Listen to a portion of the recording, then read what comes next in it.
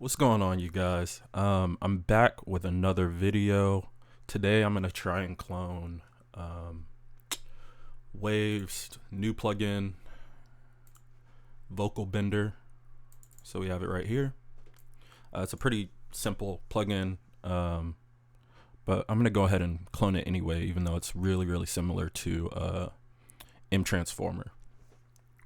So I have an audio loop here. It's from Splice. I'm gonna go ahead and play it. And we met in Puerto Rico, and you swept me off my feet. That tequila and the titos got me feeling so tipsy. Now I'm gonna play it while messing with Vocal Bender. And we met in Puerto Rico, and you swept me off my feet. That tequila and the titos got me feeling so tipsy. But you're stroking on my ego when you say that you want me. Moving slowly, despacito, moving slowly into me.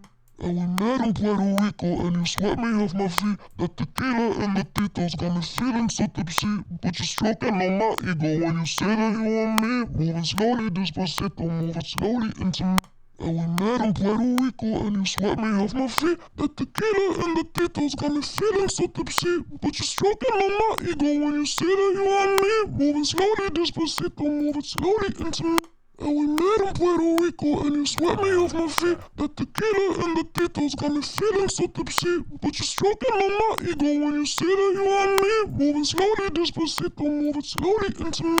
And we met in Puerto Rico, and you swept me off my feet. The tequila and the titos got me feeling so tipsy. But you're stroking on my ego when you say that you want me. Moving slowly, despacito, moving slowly into me. There we go. And we met in Puerto Rico, and you swept me off my feet. The tequila and the titos got me feeling so tipsy. But you're stroking on my ego when you say that you want me. Moving slowly, despacito, moving slowly into me. And we met in Puerto Rico, and you swept me off my feet. The tequila and the Tickles got me feeling so tipsy, but you're stroking on my ego when you say that you want me. Moving slowly, despacito, moving slowly into me.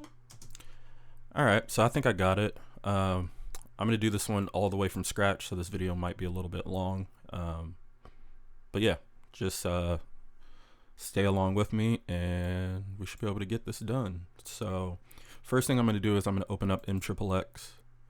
I have a blank one here. VodTech does not like this theme, so I'm going to go ahead and change it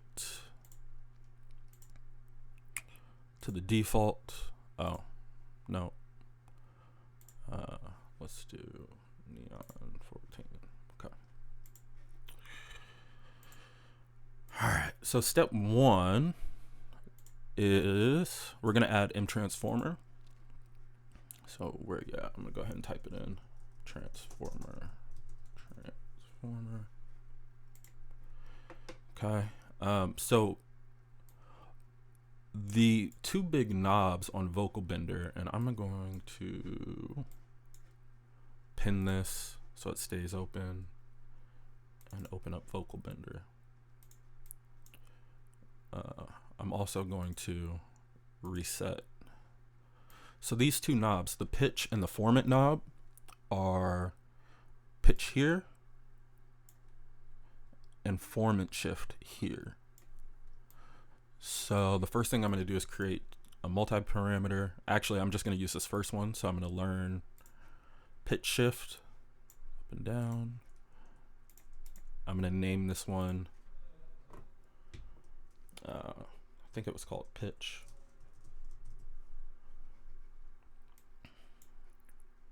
Close it. And then I'm going to learn multi-parameter 2. So that's format shift. Name it format. Okay. And then I just want to make sure that's correct. So pitch format. Next thing that we need is a mix knob. And there is a dry wet on Transformer. But typically I try to avoid using that one. That's directly on the plugin if I can, especially if it's like the master mix knob here. So instead of using the dry wet here, I'm going to open up a ratio, I'm going to sidechain input 2, so it's going to take a dry input from input 2. I'm going to steal the sidechain. I'm not exactly sure you need to do that in this case, but I'm going to go ahead and click that. And so basically, if the ratio is all the way to the left, it's going to be all the way wet. If it's all the way to the right, it's going to be dry. Let's see. And before I do anything else, let's make sure the interface is looking good. So I'm going to right click on one of these, open up the manager so I can keep this open while I look at the easy screen. Come over here to the easy screen. I want pitch and format right next to each other, kind of like they have it in the Waves plugin. So I'm going to click same row on format. And if we come back, let me shrink this window. If we come back to this screen, you can see they're next to each other now. On both of these, so let's start with pitch. You can see that it says 50% here. We want that to read by the steps, so semitones. So we're going to click on percents here, and we're going to do by first parameter. And so now it's changed to pitch. So we have plus 24, minus 24. Cool. On the formants, let's see, I think it's a percentage. No, so it's minus 12 and plus 12. So on this one, we're going to do the same thing. Open up multi-parameter 2 format and change this to by first parameter. So now we have minus 12 plus 12. Cool. I want both of these knobs to be the bigger one, so I'm going to use big. You can hold Command Option on a Mac, I'm not sure what it is on Windows, and click a multi-parameter and it'll open the window. So that's a little bit of a quicker way to get there. And I'm going to make this one big as well. And just because these are purple, I'm going to make these ones purple. So let's go with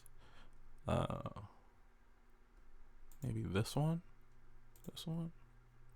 Yeah, I'm going to go with this one. And I'm going to copy this color up here by using this copy button. I'm going to go to Format. And I'm going to paste the color here. All right. This might not end up taking as long as I thought it was. And then let's go ahead and do the mix knob. So for the mix knob,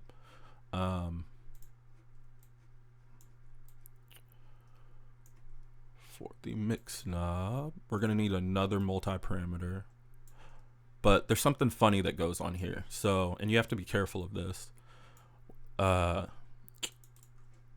Let's name multi-parameter 3 mix. And then we're going to learn ratio from 0 to 100.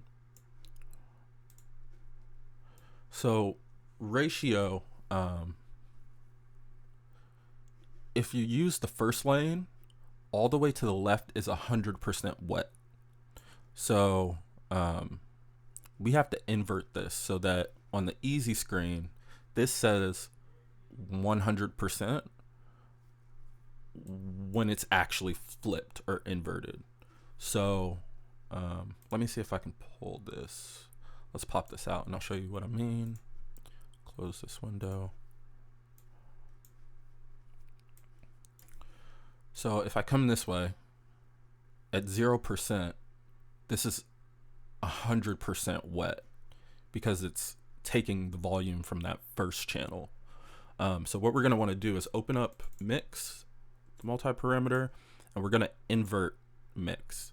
So now when we turn this up here at the mix knob, it goes the opposite direction. So 0% is 100% wet in the ratio module, and 100% actually does the right thing. That's just something to keep in mind. The more you start to build devices, that'll come like second nature. At first I saw Chandler do it once and I was like, oh, okay, I kind of understand it. But now I do it all the time because you almost always have to do it with the ratio if you start on the first lane. Another way to get around this is you can move these over to the second lane and use the first lane as the side chain, and you won't have to do that. But typically you're already, going on the first lane, so that's probably what I would do. Just remember that you have to invert it. So let's keep going. This mix knob, and this doesn't always have to look the same. I personally really like the mix knob to be big, but just trying to keep it as similar as possible. I'm going to do the same thing. I'm going to click on mix. I'm going to leave it normal because the knob is smaller on this interface. And then I'm going to do same row. And so now it's on the same row. I'm also going to create the format button, or the flatten button, so this far left one. But I'm going to create this towards the end because you need to use what is it?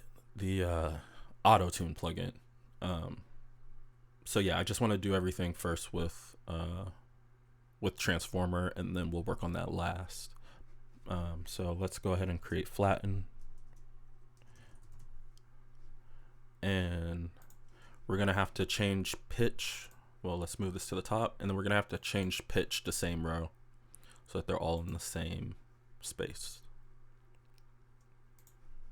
Okay. Let's see. Let's just check and make sure that these are working correctly. So I'm gonna play the audio back and see, just make sure that everything's working. And we met in Puerto Rico, and you swept me off my feet. The tequila and the Tito's got me feeling so tipsy, but you're stroking on my ego when you say that you want me. moving slowly, despacito. Move it slowly into me. And we met in Puerto Rico, and you swept me off my feet. That tequila and the Tito's got me feeling so tipsy, but you're stroking on my. All right, so perfect. It looks like everything is working correctly. I'm gonna try and get this video out today because it'd be hilarious. I think this actually came out today. Yeah, today's the 17th. So, yeah, I'm gonna make sure I get the video out because it's just hilarious that you can do. I don't even know how much this plugin costs. I'm sure by itself it costs probably like $100 or something. That's just a guess. But the ability to recreate this plugin with Melda plugins, it's kind of crazy because the total bundle for Melda, it's not cheap. It's more than 1,000. I know the Waves complete bundle is something like 2,000-3,000. So from a value standpoint, I just think that it's a much better value when you can just recreate any plugin from anybody pretty much using MXXX. But that's enough on the fanboy tip. Let's continue with the tutorial. Yeah, so what is the next thing? So we have this pitch section down here. This is amplitude. And then these are modulators. I'm not sure how. Can you attach that to?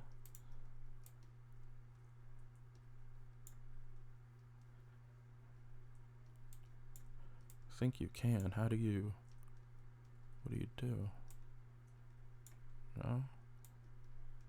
Put that on. I have no idea what I'm doing. Oh yeah, you can. Okay.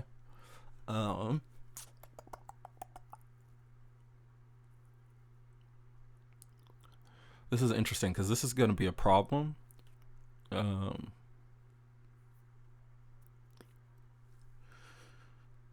Because there's no way to set up a drag and drop. But we can set up modulators. We can set up the sequencer. We can't set up drawing in, but you can do that manually, which I'll go over last. Okay, let me reset this, and I want to see what the pitch does, what these controls here do. And actually, I have the manual, so let's not guess. Let's just go ahead and look at this.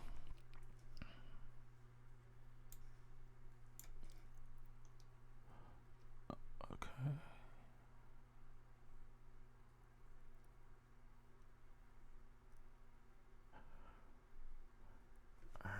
me zoom in.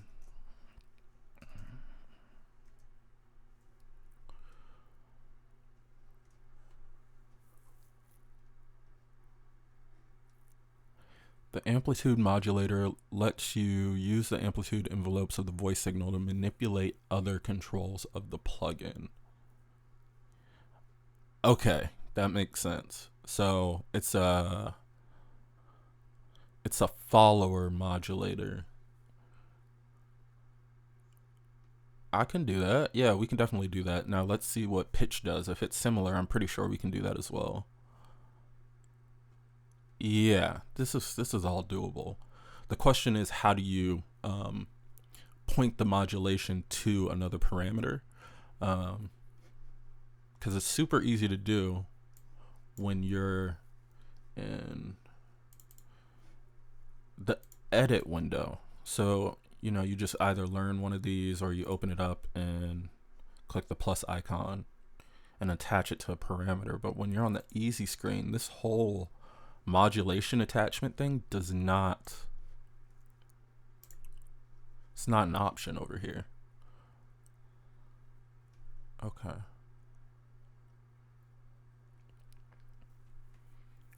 Let's see.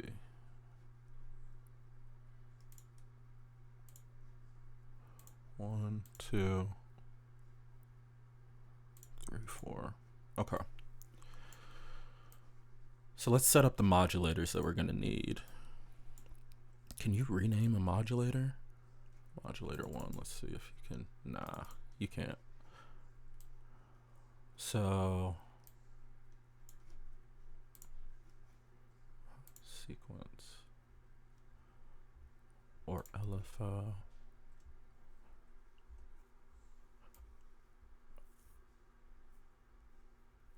Okay.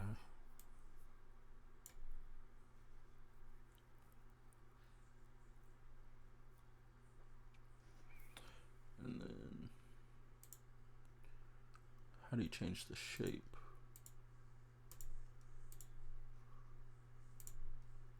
So there's some predefined shapes. Okay, so let's do this.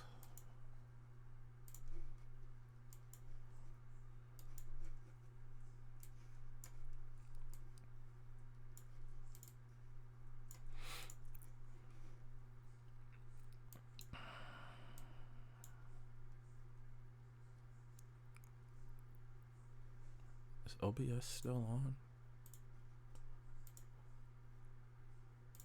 Excellent.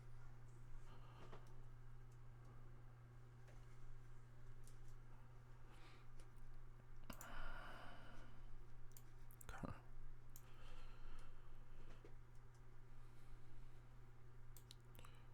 So for the LFO and the sequencer tabs here, we're going to use step. So when step is at 100, it follows the step sequencer, which we'll attach some parameters to.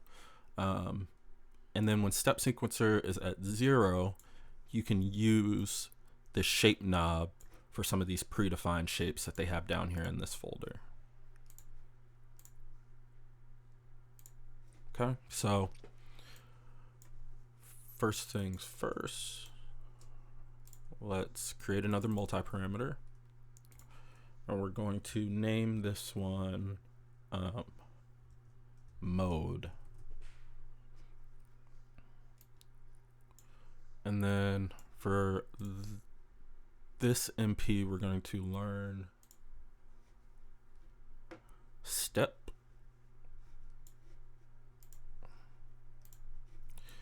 And I want to use it in the same sort of button type situation here. So I'm going to go ahead and make this a bank.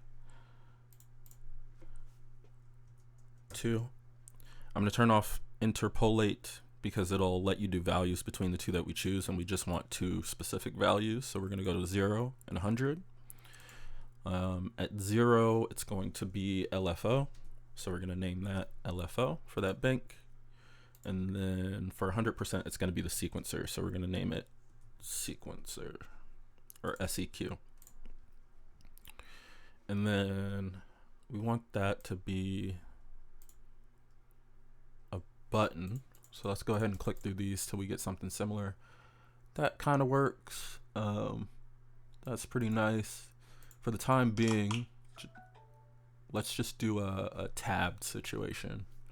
So we're gonna do selector. I'm gonna use the normal size selector.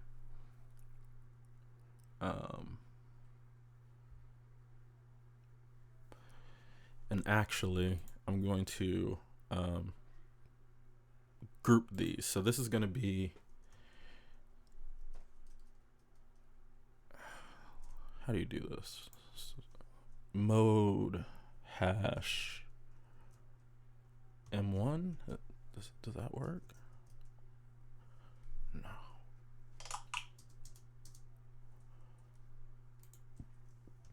We'll do M1 hash M1.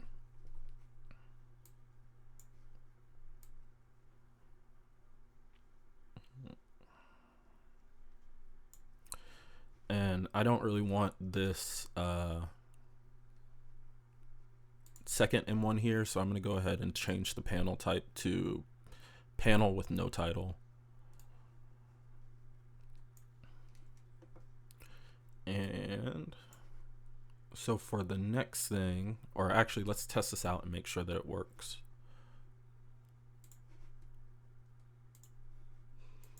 So if I open back up, oh, it's down here. If I open up modulator 1, I click it to LFO, it goes step sequencer to 0. And then if I click on sequencer, you get the step sequencer back. So that's working perfectly.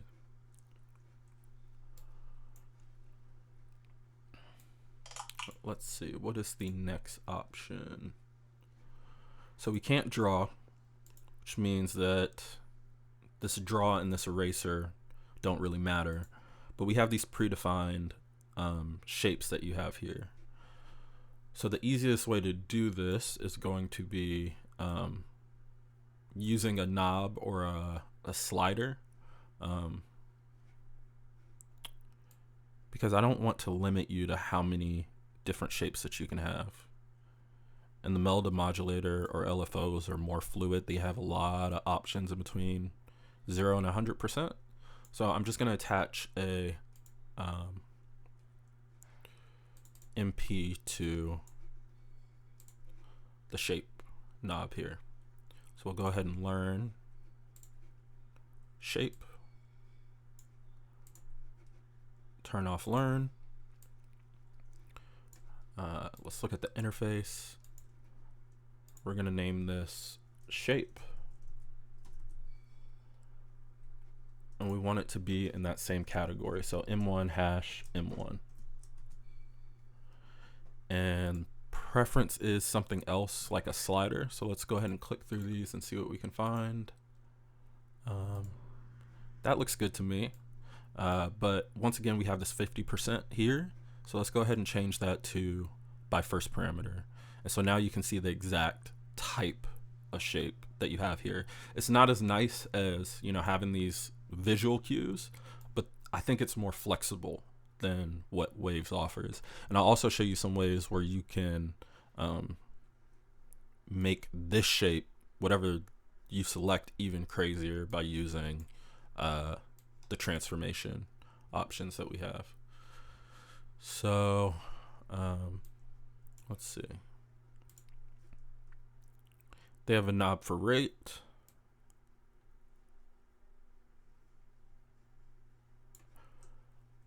Phase, smoothing, and warp. As far as I can tell, this warp, what it does is it pushes the waveform to one side, and I think that's called skew here. No, that's not the right one. Phase we'll use in a little bit. It's this one. So it's full skew, and it basically moves the entire shape, kind of smushes it against either end. So let's go ahead and just start from the top. Rate. They're using a single knob here for rate. I think what I'm going to do is recreate this exactly. What is that? 4 bars, 2 bars, 1 bar, half D. Yeah, I'll create these exactly. There are more speed options in the melody modulators, but just to keep things simple, we'll create the exact same knob that they have here. So we'll close this. We'll open another multi-parameter. This is in that same group, so M1 hash M1.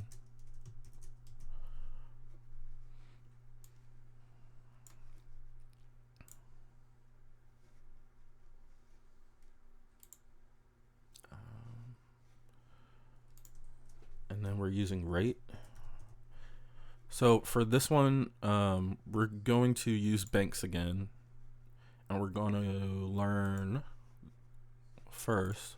Let's turn sync on, and we're going to learn length, and we're going to learn type.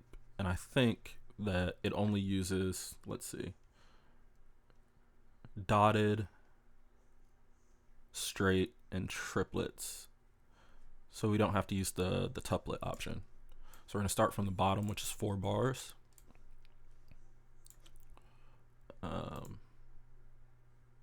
Length, we're gonna, okay, so let's do this. Learn length, and I'm gonna click the top option, then I'm gonna click the bottom option, and then I also want to learn type.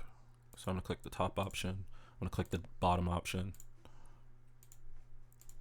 Then I'm gonna see how many settings we have. So we have 1, 2, 3, 4, 5, 6, 7, 8, 9, 10, 11, 12, 13, 14, 15, 16, 17, 18, 19, 20, 21, 21.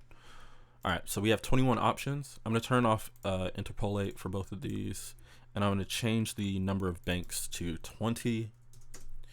And then I'm going to go ahead and start creating these from the bottom. So on the far left, we have 4B, which means 4 bars. So I'm going to go ahead and click length 4. And then this is going to be straight. So let's go ahead and pull that all the way back.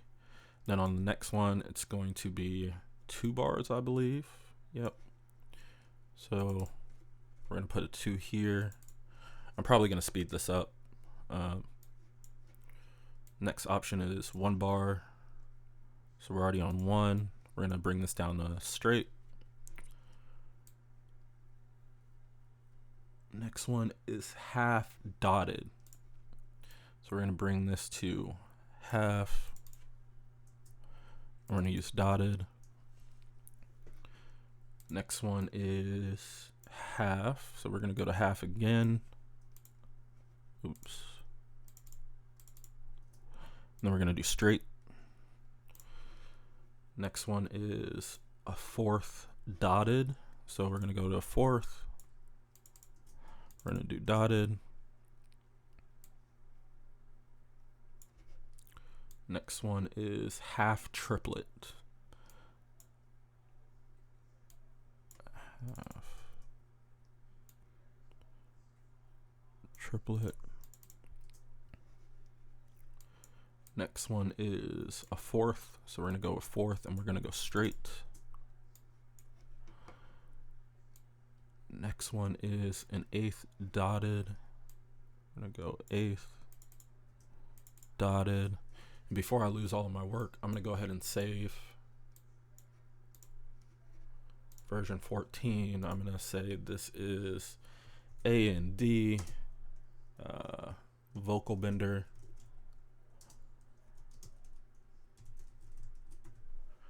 MP14. This is just a way for me to keep track of what version I created this in. And then we're going to go version 0.1.0 because I'm sure somebody will notice something that is completely broken. All right, we're going to close that out. Save it. So the last one that we were on is 4th and then an 8th dotted. Now a fourth triplet. Go to a fourth. One thing to keep in mind is when you're doing this, if you want these to be exactly, whenever I get on the selected value, you'll notice that I double click on it and I hit enter. And that's because it'll automatically set it exactly to that point. Sometimes it doesn't really matter, but definitely looks cleaner when you go back to look at the multi-parameters. And in some plugins or devices, it'll actually have an effect if it's not exactly on that number. Yeah, so let's keep going. We're at an eighth. I'll go an eighth straight. A 16th dotted.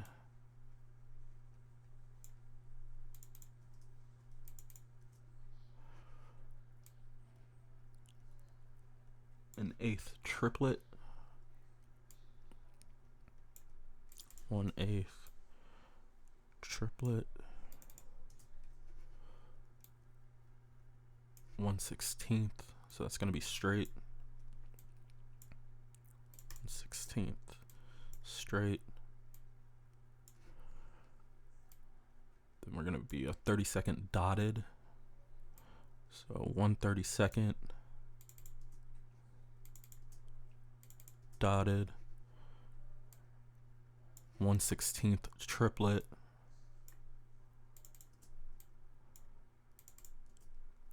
Yeah.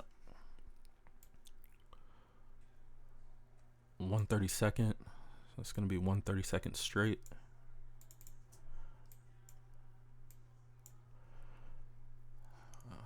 Let's see what's next. 1/64th dotted. 1/64th dotted. 1/32 triplet. 1/32 and triplet. And then the last one is going to be 1/64th. Okay, so we're shy. 1/64th straight.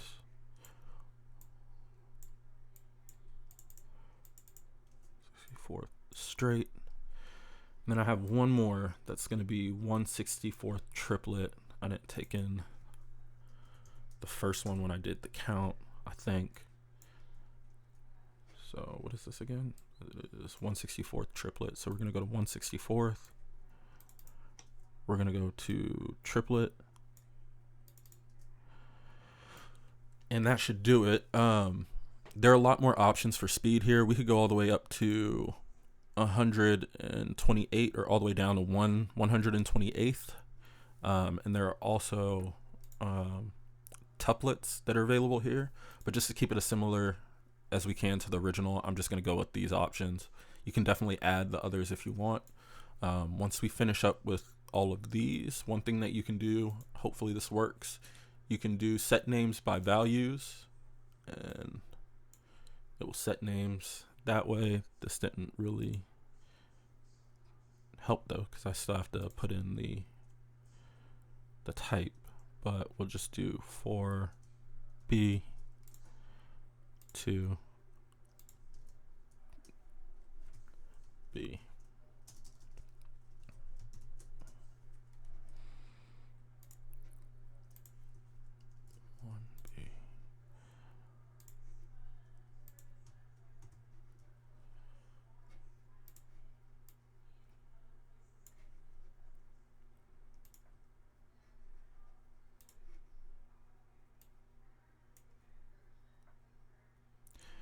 Actually, let's see.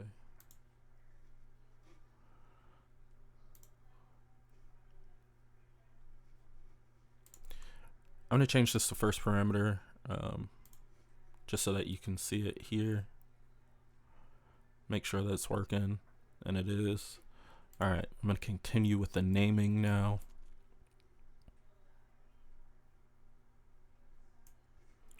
Actually, I want to see if on, let's see, switcher, if this.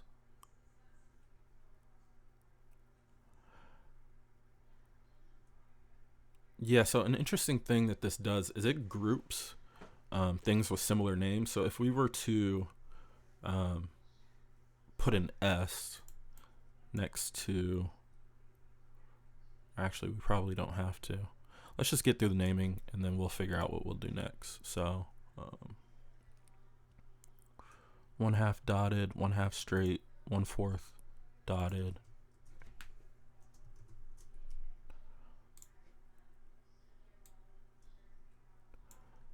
half triplet,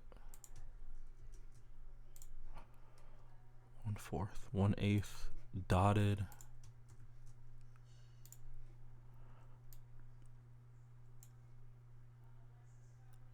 one-fourth triplet.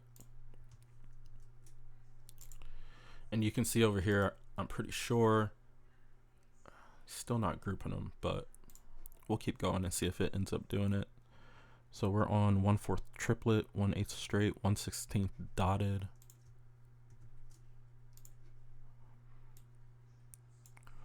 1/8 triplet,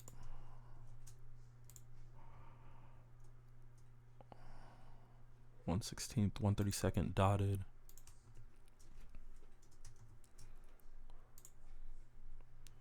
1/16 triplet,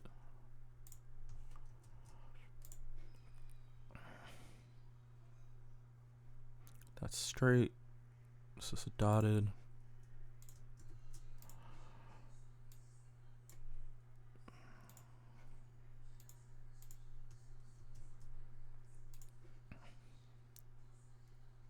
(1/64 straight), and then 1/64 triplet.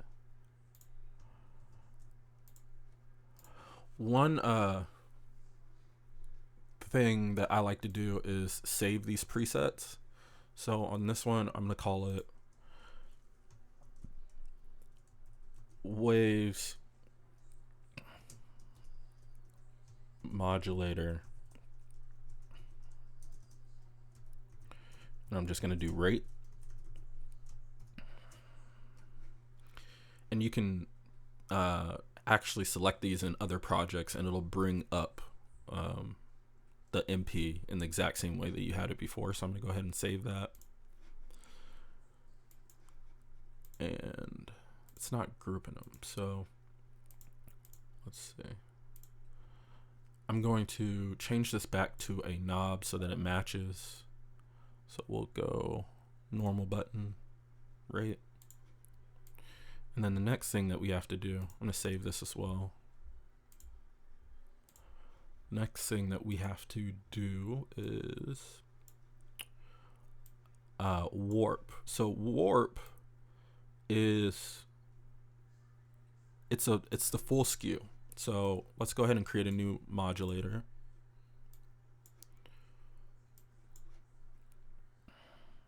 Or not modulator, MP.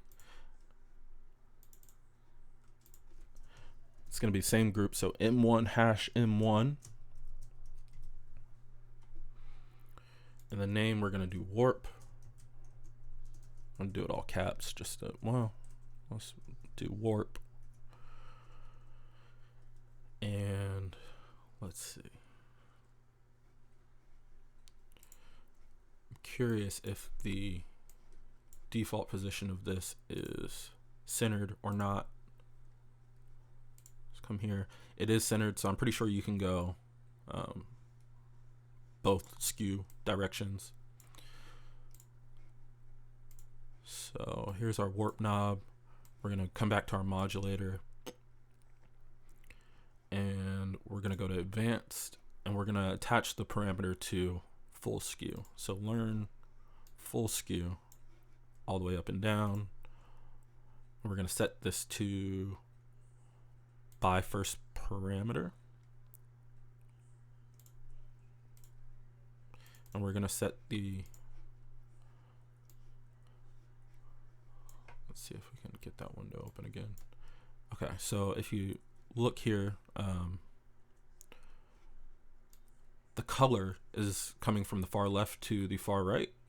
So instead, I'm gonna choose the origin in this multi-parameter as 0, which is directly in the center. So now when you move this knob, it goes from 0 to -100 and from 0 to +100. We also want this to be in the same row as rate. So I'm gonna go ahead and click same row. Default, if it isn't at 0, set that to 0. And that's pretty much it for that one.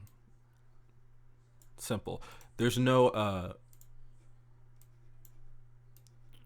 there's nothing that I saw in the manual that lets you know that warp and full skew are the same, but if you just watch the way that it moves through the waveform, it's smooth in the middle, and then it's like it spends more time on one half, depending on which way you skew it. So that's kind of how I figured it out. You just have to visualize what's actually happening to the shape there.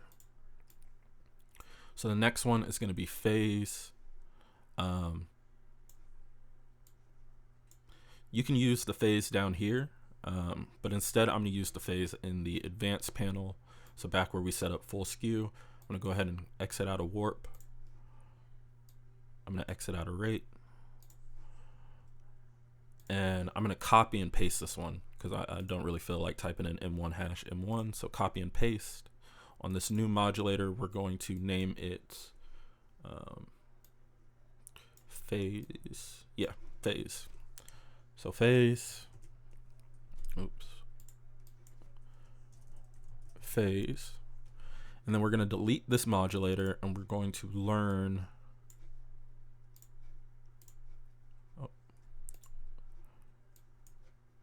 we're going to learn phase in the shape section of advanced. Click learn, default 0. Origin, I believe we want to do 0 again. Let me just make sure that that's where phase starts here. No, it looks like it starts from 0. Still full reset. So yeah, phase starts at 0. So what I'm going to do is delete this phase, and I'm going to use the one that actually starts at 0. So this one here starts at 0. So we're going to go ahead and learn that. Learn.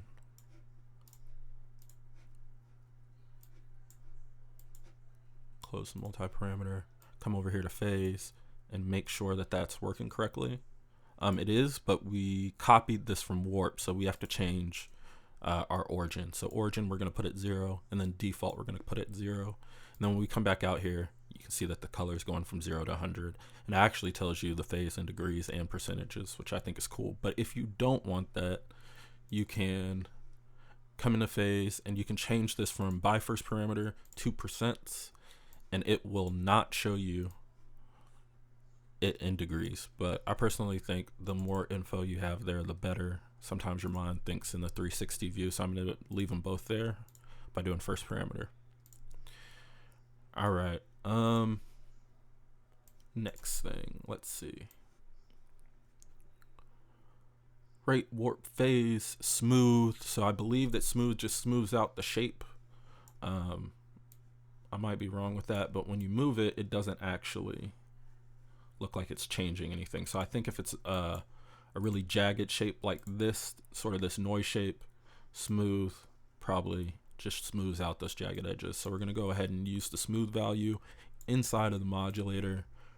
So let's go here. I'm going to copy phase. I'm going to paste it into number 10. I'm going to change the name to smooth.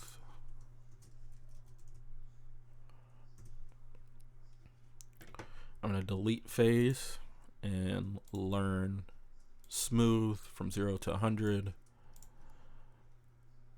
Check that learn button. And let me make sure that that works. So we'll go ahead and use the smooth knob here, and you can see it's controlling the smooth on the modulator. If you have something that's more jagged, like a square, when you use smooth, you can see it rounds out the edges. So that's basically all that does. What's our next parameter? Level. So level is interesting. Typically what I use for this is scale. So if you open up scale, or open up the modulator, then the advanced settings, you come in here to post-processing and enable it. Scale,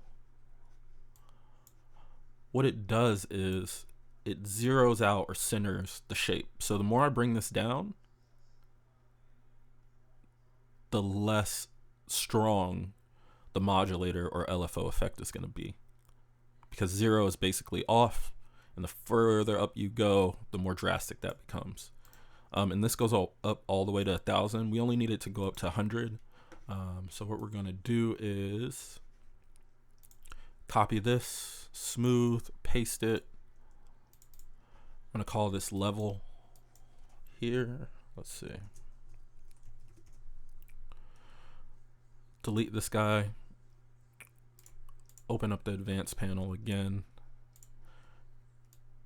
and learn scale from 100 to 0. So I'm just going to bring this down to 0 and right click it to set it back to 100. And here you can see I was slightly off. You can always change this max value to 100. Turn off learn. So this value goes from 0 to 100, and we can check that by opening up our main menu here and moving this from 0 to 100. So level by default is going to be at 100. So what I'm going to do is M1 hashtag M1 or hash M1. We're going to set this default to 100. And basically all this does is when you right click on it, its default level will be set back to 100. So if I set this to anything in between and right click, it'll snap back to 100. Same with phase. Yeah. All right. So let's see. Is there anything else that we need to do? This shape here, I need to reset that back to 0. I'm glad that I noticed that. I think that's it. So it's really not that complicated of a plugin. The only issue is how do we attach at any point, you know, that modulator to one of these parameters. And honestly, I don't really know quite yet, but we're going to figure it out. So, and while I'm here over this mix knob, I'm going to change this default value to 100. All right. So when I right click, it goes back to 100.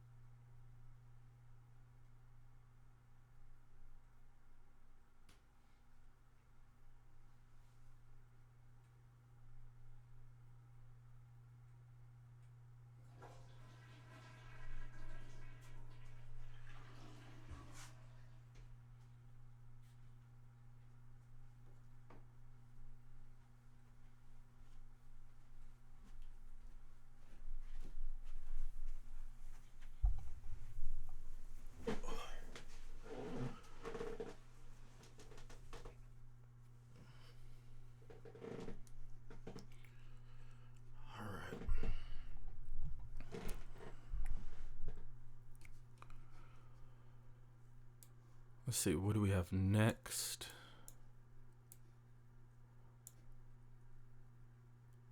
So that's it for modulator 1, actually. Super easy for modulator 2. We're going to copy and paste all of these. So M1 hashtag M1, all of them. We're going to go ahead and copy them and paste them directly below here. And there's nothing different about, oh, you know what? Before we do that, we do have something. Oops. We need to create the step sequencer. So let's see, how many steps does it have? It has 1, 2, 3, 4, 5, 6, 7, 8. So 16. And you can change the step amount. Okay. You're fancy. Some real fancy. All right, max 16. So let's go ahead and create a 16 step sequencer.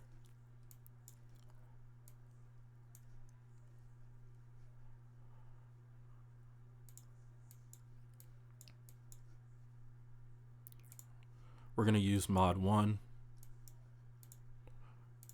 Go back to the easy screen. Curious if I can shrink this. Also, I don't really like, well, let's wait to the end. We can do some cosmetic changes at the end. So for the time being, modulator 1, I'm going to change this to step. I'm going to go into this edit window. For number of steps, I'm going to do 16 because that's the max amount. Click OK.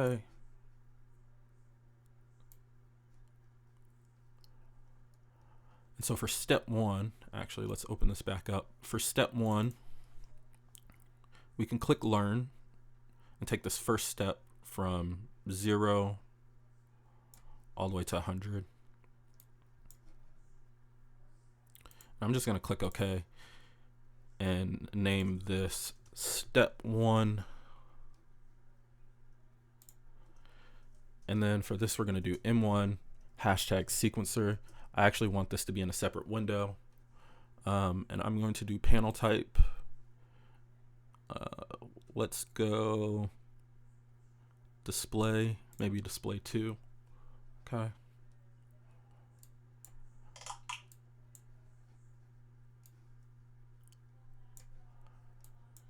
Way too much stuff on the screen. Okay. I'm gonna uncheck learn. Add. All right. So I'm gonna copy this. Let's see, 16 times. I'm just gonna copy, paste, grab both of them, copy, paste, grab all 4 of them, copy, paste, grab all 8, copy, and paste. So now we have 16 steps, and now we could just go through and go step 1, and this is step sequencer value 1. So on the next one, we're gonna go step 2, but this still says value 1. So we're gonna go ahead and change this to value 2. Step 3, same thing. So we're gonna name it step 3 and change the value from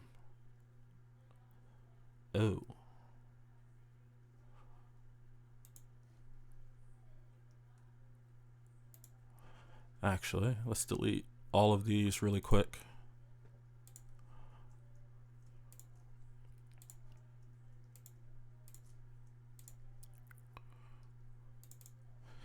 And on this first one, I actually want to make sure that you set the value mode before you go through all of this, because it takes too much time to go back through all the steps and change this. So I'm going to go by first parameter.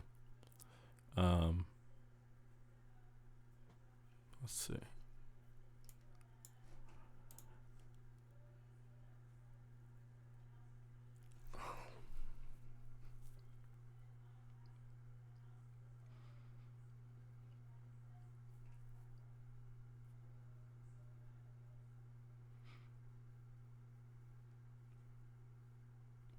This is actually going to change depending on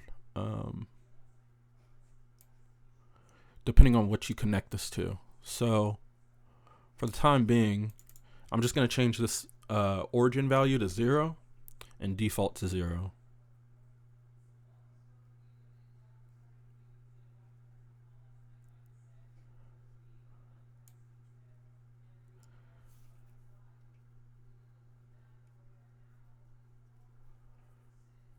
No.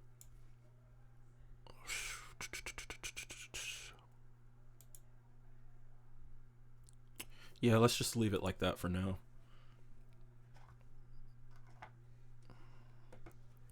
I'm going to do step.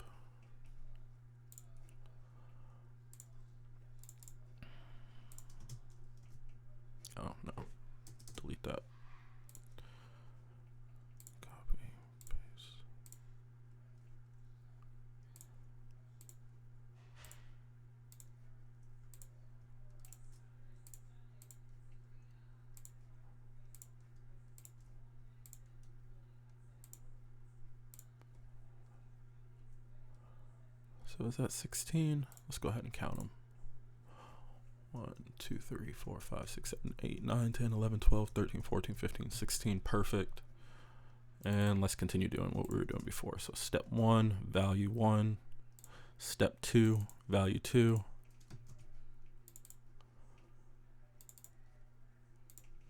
Step 3,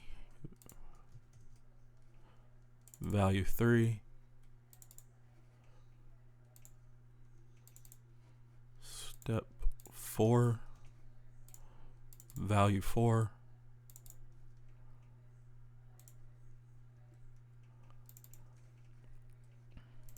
Step 5, value 5.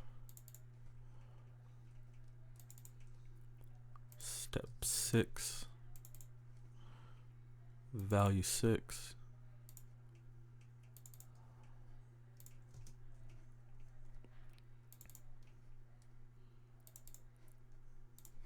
All right, I'm gonna fast forward through this too.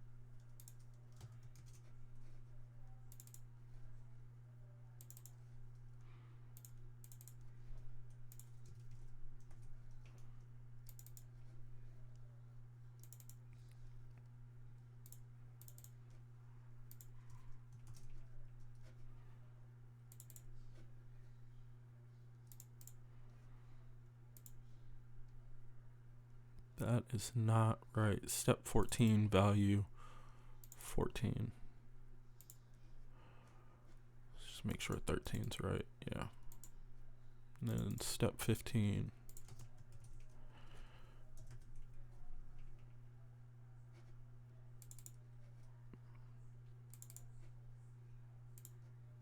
No. And step 16.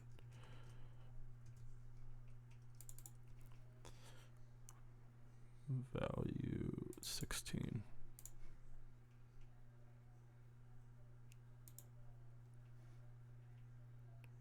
Okay, cool.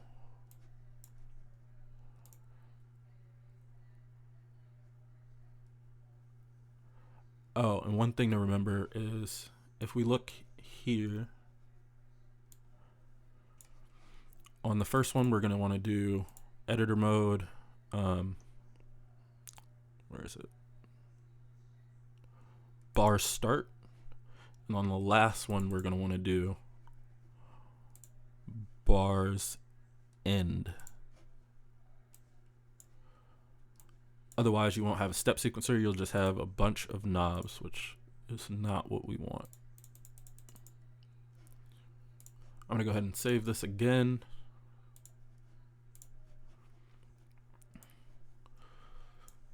Let's see.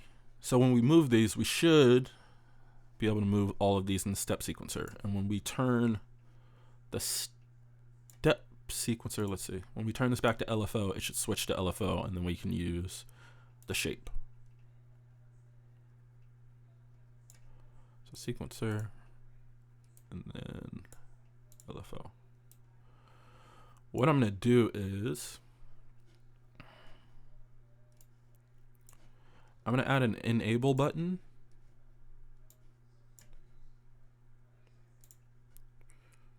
Here. So I'm going to do M1 hashtag sequencer.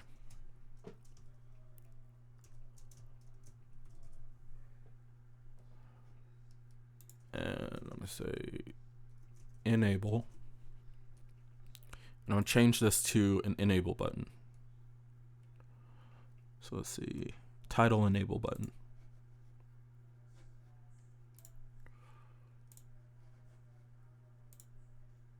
Display 2. Okay. And the reason I want to do this, even though it's not really connected to anything, the reason I want to do this is because I want it to blank out the step sequencer when you have the wrong thing selected. So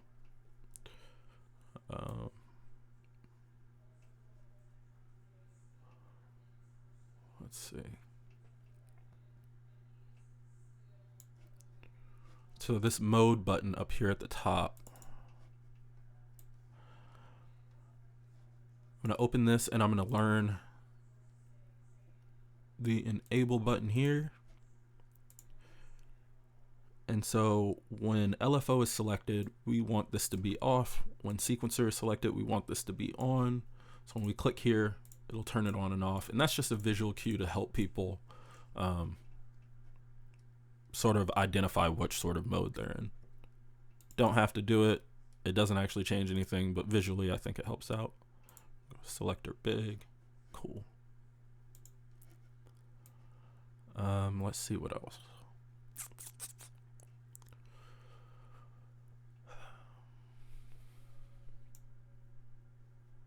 So switch it to step sequencer. These all work. And LFO switches it back to this. What else is there? I feel like we're almost done with the basics.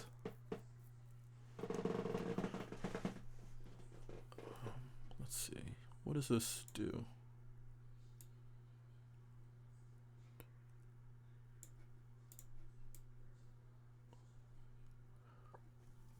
Okay, that's interesting.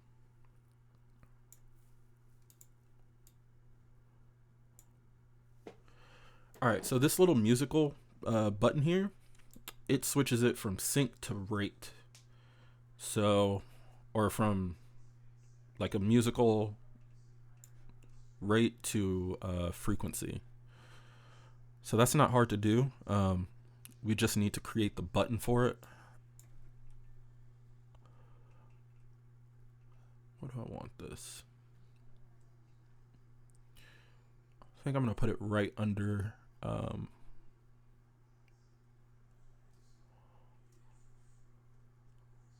yeah, I'm gonna put it right under rate.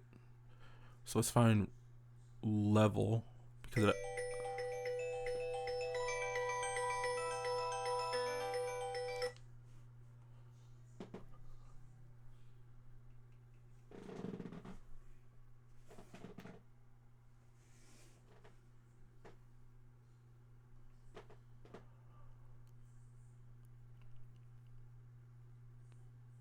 Alright, where am I? So insert.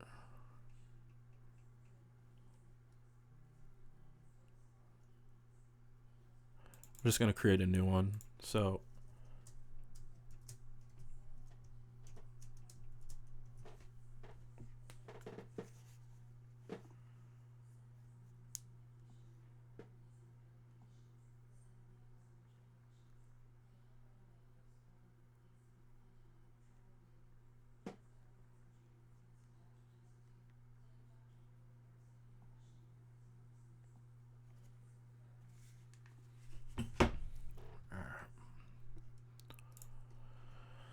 name, I'm going to name this sync, and I want this to be a button.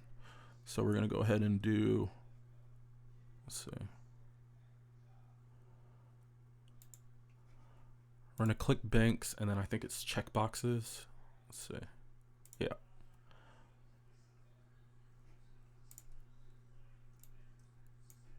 Or I think this is easier. So let's do switch, and let's do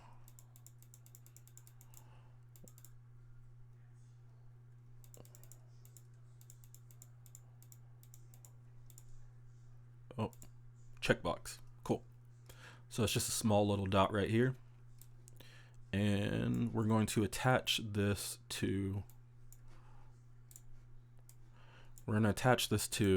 the sync button here on the modulator. So click it on, click it off.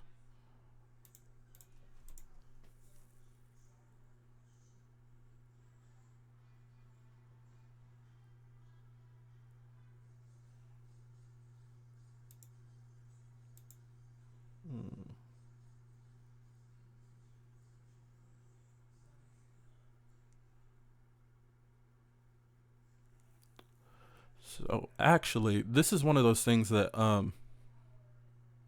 I've noticed before. So you can't actually change this from sync to not sync or using frequency. Let me see if I can do it from here, because sometimes you can do it from here even though you can't learn it. Automated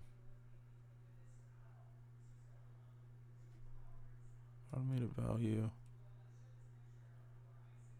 sync. Let's see. Oh, that's looking good. Let's see. Off, on. Okay, yeah. So you can't learn it, this sync button, but you can use this guy to find it. And there are a few parameters like this. I've noticed it before. If you can't learn something, just go in here and sort of go through these menus to try and figure out where that may be. And if you don't see it, then you might not be able to do it. But it's been super rare that I haven't been able to find a parameter, even one that's not learnable. So we'll leave this on sync. We're going to leave it on switch. When this is on, let's see how it works on the Waves plugin, just to make sure. So when this is off, you're getting a frequency. When it's on, you're getting a sync. So let's make sure that that's working the same way here. When I turn this off, we're getting the frequency here. When I turn this on, we have the rate, the synced rate. However, this is controlling our synced rate, but we also want to add one for the frequency. So I'm going to go ahead and create another rate knob. Insert rate.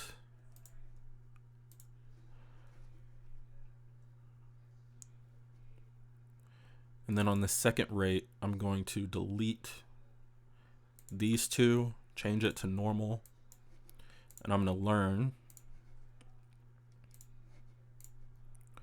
frequency from top to bottom.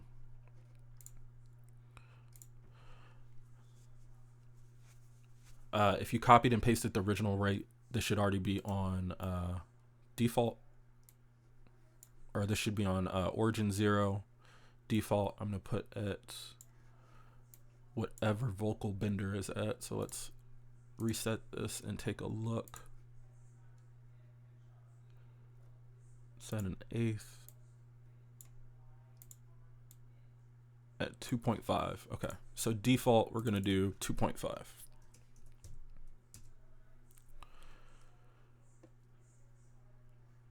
Seems like it might be a little slow, but we'll figure it out when we get there. Now, as you can see, we have one, that's the sync knob, and I'm going to change the sync. I want this default rate to be an eighth, which it's already on. Cool. And then on the rate, 2.5. So these are both visible at the same time. We don't want them both visible at the same time. We want them to swap each other out. What happened? Okay. We want these to swap each other out when you click the sync knob. So what we're going to do for this is we're going to use visibility. I'm going to close modulator 1 just to create a little bit more room.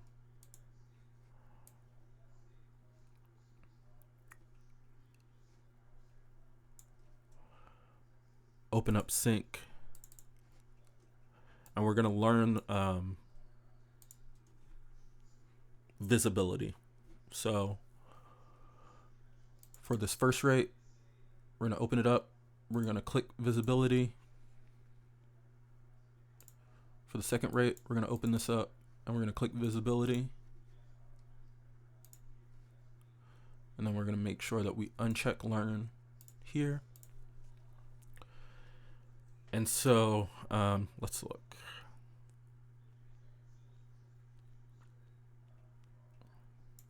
I'm actually going to change this parameter to banks. Instead, change checkbox to, can we do it?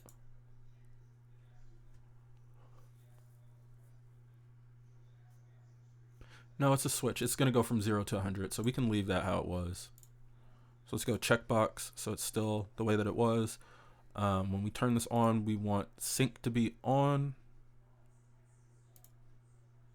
So let's invert that. So they're opposite. So let's go ahead and invert parameter 8. So leave parameter 7 uninverted, parameter 8, invert it. And then when we use the sync knob, it should go to sync rate. When we turn it off, it should go back to normal rate. So that's how you create when you need like two separate knobs and you need them to not control each other, that's what you do. You use visibility and it'll just swap them out. All right, so let's go ahead and close this. Let's see if there's anything else left for this modulator.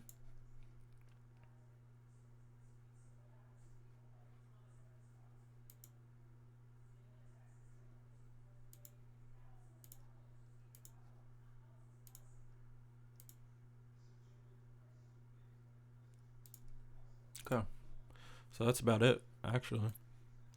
So we're going to copy all of number 1. I didn't mean to do that.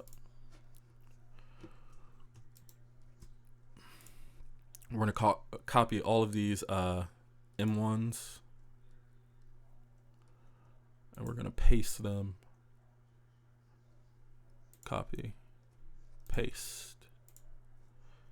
And for these first ones, we're going to highlight all of these down at M1 hash M1, which is the sync button.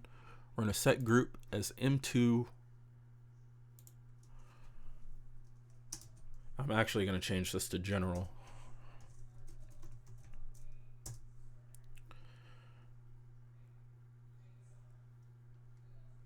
And then we're going to do M2 sequencer.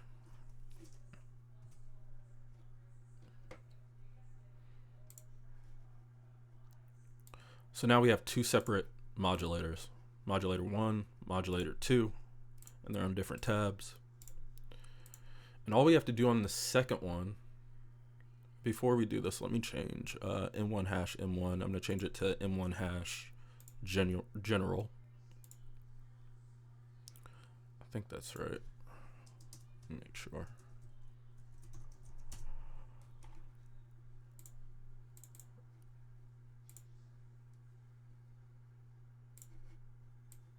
Yeah, that's right.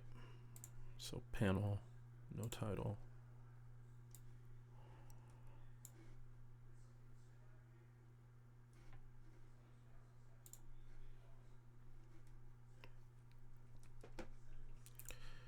And so for modulator 2, all we have to do is, we don't even have to open up the modulator itself. I think it's actually a little bit quicker to do it this way. I'll leave this open so that you can see it, but I'm going to show you a way that I go from, if it's already selected on one modulator, it's pretty easy to find. So I'm going to open up M2 hashtag mode, and we're going to change these to the same values, but just as it pertains to mod 2. So right here it says modulators, mod 1, shape, step sequencer. I'm going to double click that, and I'm going to go mod 2, shape, step sequencer. And so now that'll just control mod 2. So if I come over here and I do, this is modulator 2, and I click sequencer, we can see that it's changing. On this step sequencer, let's change this to 16, because we know we're already going to have to do that.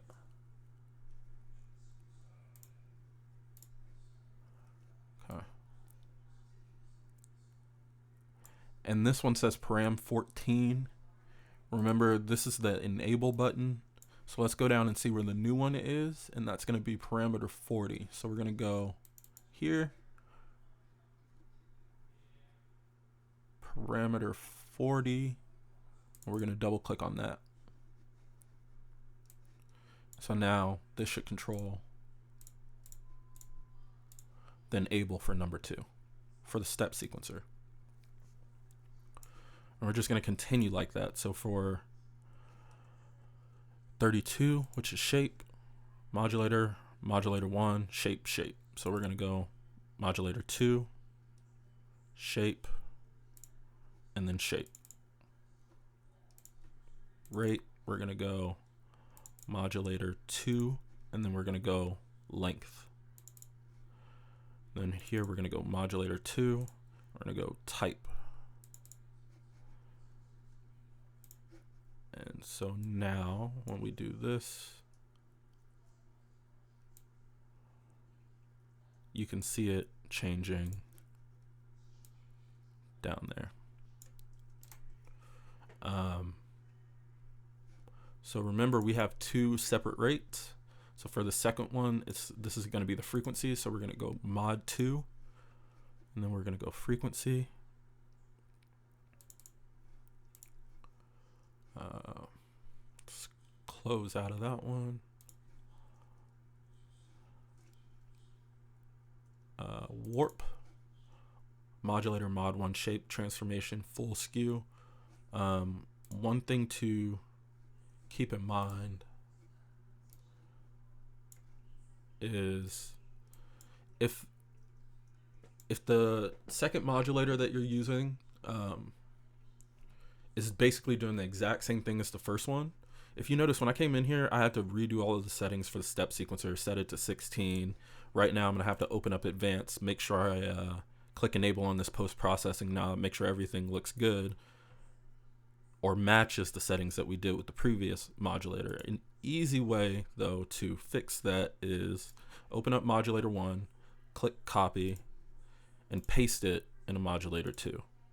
And then stuff like the step sequencer, it'll already be set. And you don't have to go back and do that again. So let's see, where are we at? Warp. So we have to do modulator 2, mod 1. Let's see, modulators, mod 2, shape, transformations, full skew.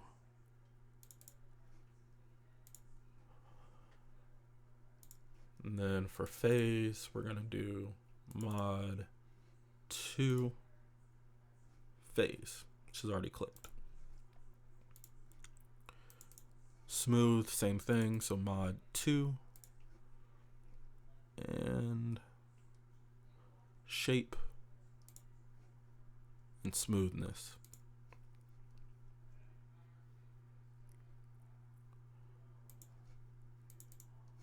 And then for this one, we're going to go mod 2, shape post-processing, and then we're going to do scale. And then the last one is going to be sync. So for this one, we're going to go modulators, mod 2, synchronization. And then if you remember, this is going to be the same as the first one. So we have to go and look for both of our rates. So on the first rate, that's going to be parameter 33 here. So I'm going to go, I'm going to go here, parameter 33, and visibility. And then for the second one, this is parameter 34 or MP34. So I'm going to go multi-parameters, parameter 34, visible. Cool. And so now when we come back out here for modulator 2 and we use the sync knob, it should switch them, no problem. Let's see.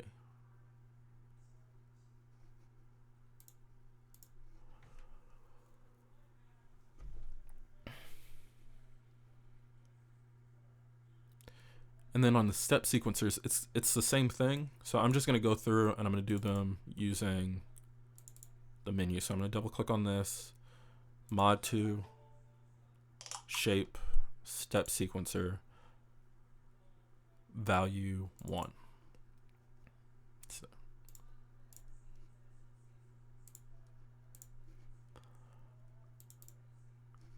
mod 2, shape, step sequencer value 2. Sometimes though, with these steps, it's probably quicker just to go in here and do them how they were done before. So I'm just going to copy number 1 across all of them.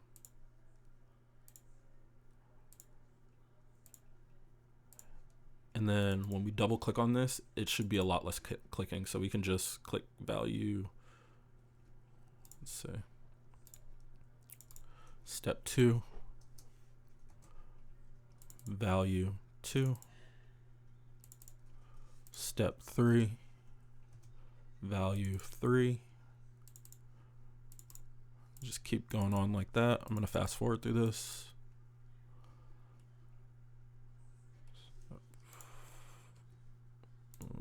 Let's see.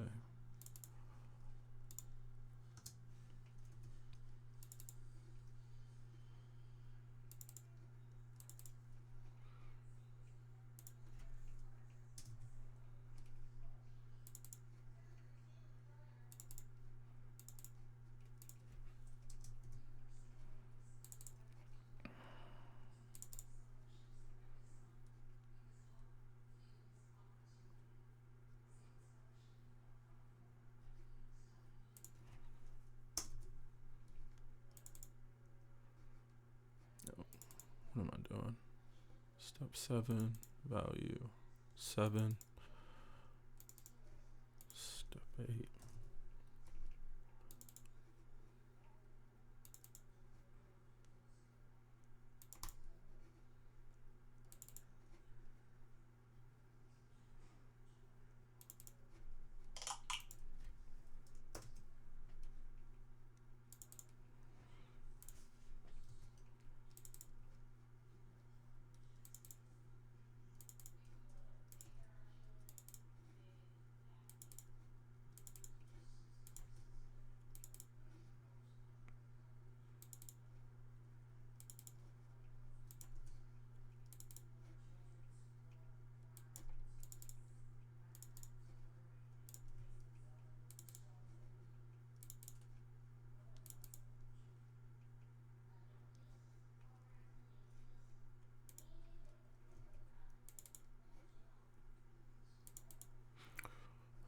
I have 2 left, so I must have overdid the copy paste. Let's go ahead and delete that.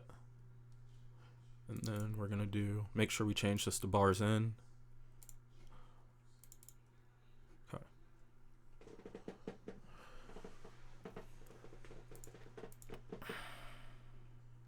So now let's just do a check on modulator 2. So I'm gonna check modulator 2, change it to sequencer mode, and I'm just gonna put in random values and just make sure that all of them are moving.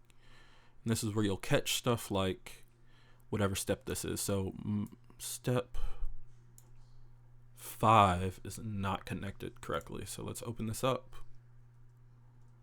Mod 2 shape step sequencer. Value 5. This looks correct, so.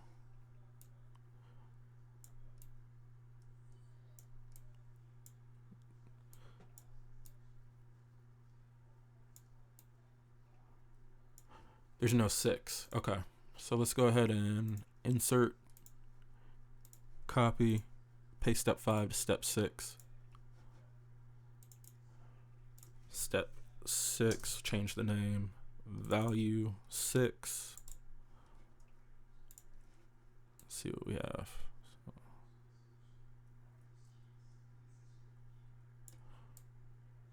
So there's no step 10 either, so those were the 2 extra ones that were missing. So we'll go ahead and copy step 9 to step 10, name it step 10, and then we're going to do value 10.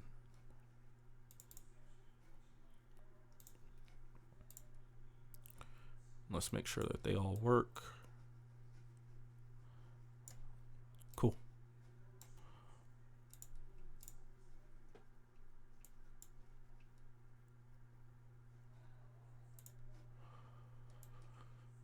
So that is it for the 2 modulator options. I'm going to go ahead and save again.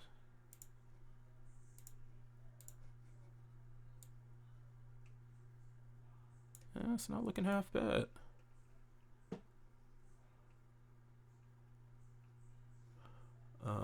Let's see. Amplitude.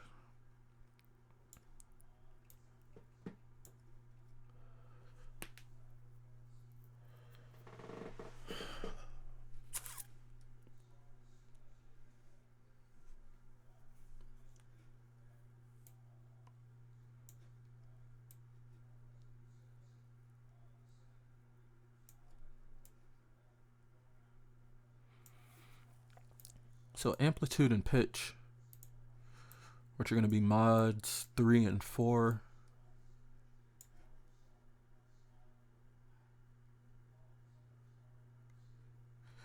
This is purely a modulation source. And once again, I'm not really sure what we're going to do about being able to freely select what these modulate. Probably going to have to set them up.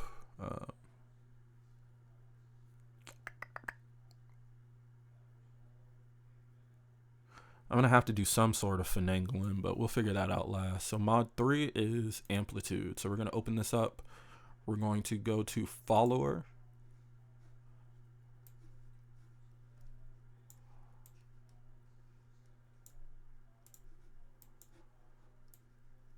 And this only has a couple parameters. So let's create a first parameter. I'm going to do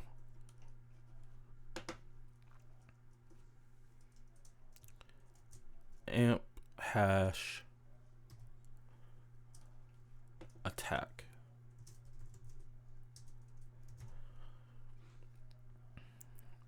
I'm going to use a big knob just because since we're using tabs, this is pretty much going to be a waste of a tab. There's not going to be too many settings here, but we'll go ahead and do it anyway. So amp attack, for it to show up, should have put it in the other one, cut, paste. No.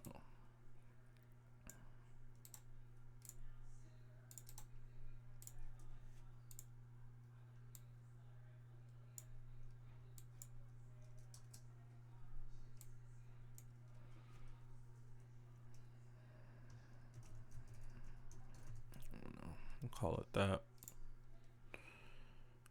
And so now we have an amp tab up here. We have a big attack knob.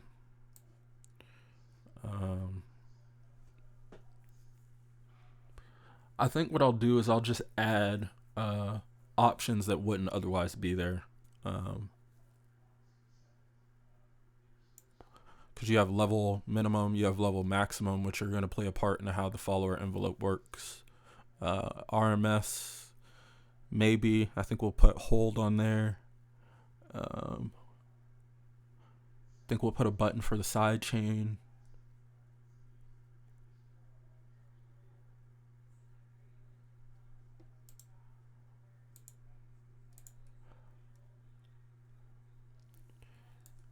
Yeah, so that's exactly what we're going to do. We're just going to add some parameters, and I do this all the time. If you have a tab and in the original interface, they kind of make it fit very nicely, but it's not possible to do here. I mean, you could do it on I could do that on the final interface for the factory version of this, but when I'm using this, predefined GUI, I'm going to try and fill up the page at least. I just don't want all of this blank space. It's just a waste. So I'm going to add attack, I'm going to add release, and then I'm going to add level, and then I'm going to just start adding random stuff from modulator 3. So if I open up attack, this is MP57. I'm going to do learn attack from the bottom to the top, set that back to default. Set this to by first parameter. And then the default value is 10 milliseconds, so I'm going to put 10. Actually, let's see what it is on the Waves plugin.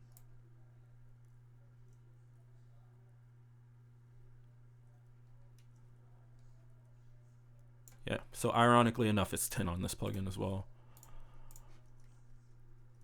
I'm going to copy this, I'm going to paste it, and I'm going to name this one Release.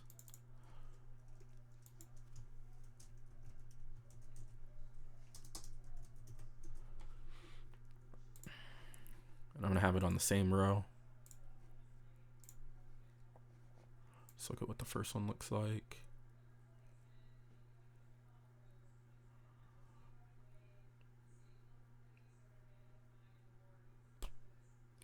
Okay.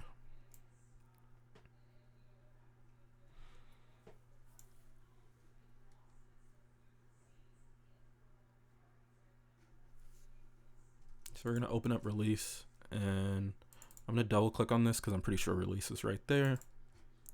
That's one of those instances where it's just faster to do that instead of trying to learn it. What is the default release amount? Is it 100? Okay, so we're going to do 100 milliseconds.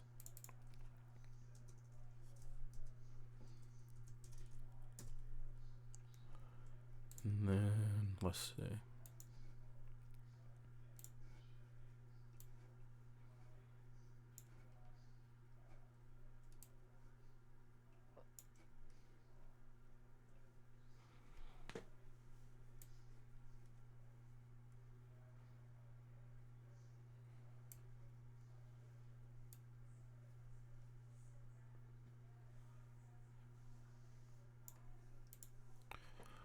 So this knob here is going to be sort of like a sensitivity knob, this level, and it works similarly or similar to this level minimum value here.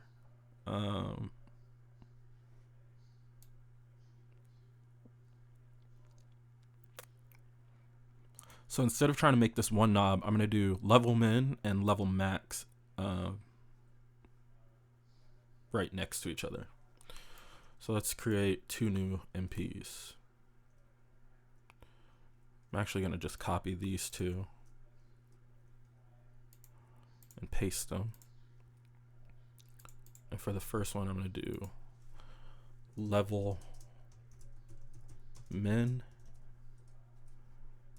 follower level min default value.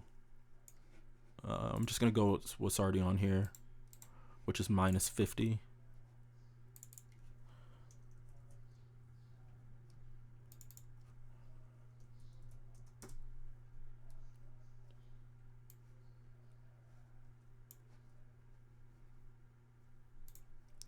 And then I'm going to copy, paste this. We're going to do level max.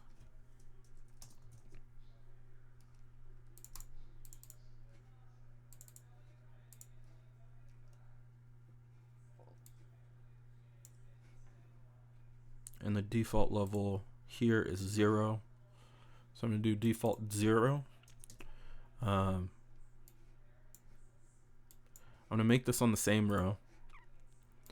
And I want the color to come from the other end for the level max knob. So let's put origin to 0, and I'll make it so that the color comes from this direction. Let's see. I'm probably going to use a slider. Not that one. We'll do a button. Yeah. And then on level min, we'll do the same button. Just so it's kind of visually like a range sort of situation.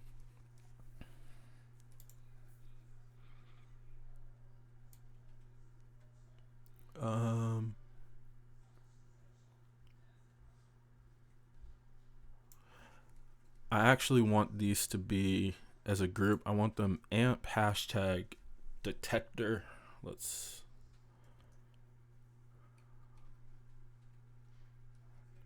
set group detector.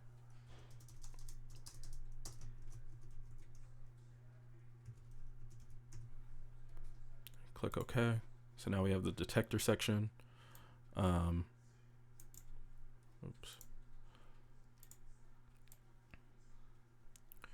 And then this is one of those ones I'm just going to add because we can. So I'm going to add the hold as well. So attack, release, and hold.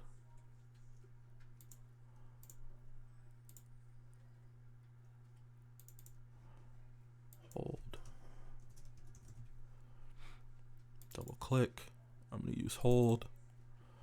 And hold by default is set to 0. So I'm going to do the same thing here. Set it to 0.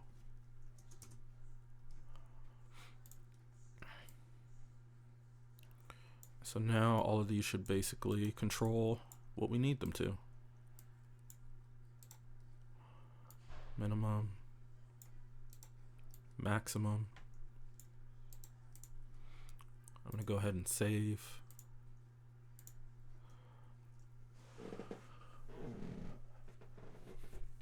All right, let's see. What else might we want? The sidechain input would be really cool, I think. So let's go ahead and add another multi-parameter. I'm going to add this to the detector tab. So I'm going to go ahead and copy and paste that just so I don't have to do anything else. I'm going to put sidechain, and usually I like my sidechain knobs to be, first let's find sidechain. Question, is it available?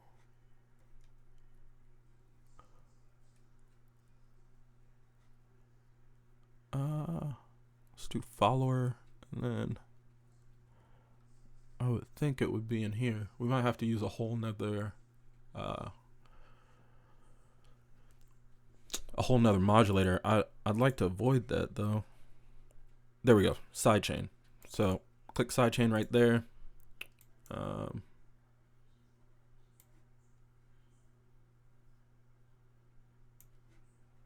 Let's do a title button. So sidechain is up there. So I'd assume this is already set up right. So let's go ahead and turn sidechain off and then on. And you can see it's turning on and off on the modulator settings right there.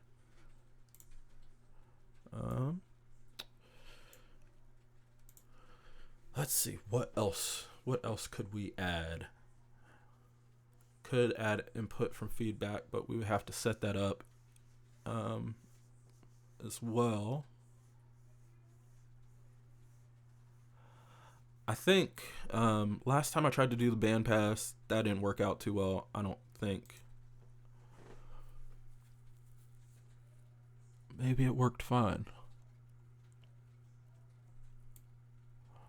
We can try that. Projection is not really something that I'd use. This advanced tab here is sort of like, it changes the, like how an amount of signal is viewed, like the equation behind it that's used to find the final value. But I don't know if you can learn. I don't think you can learn this. Let's take a look. We'll go add modulator 3, and then it's follower, but there's no advanced panel here.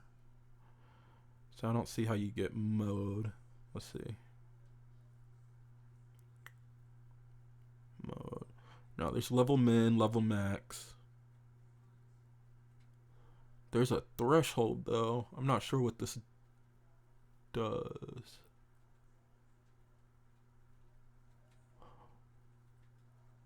There's interval size. I don't know what that does.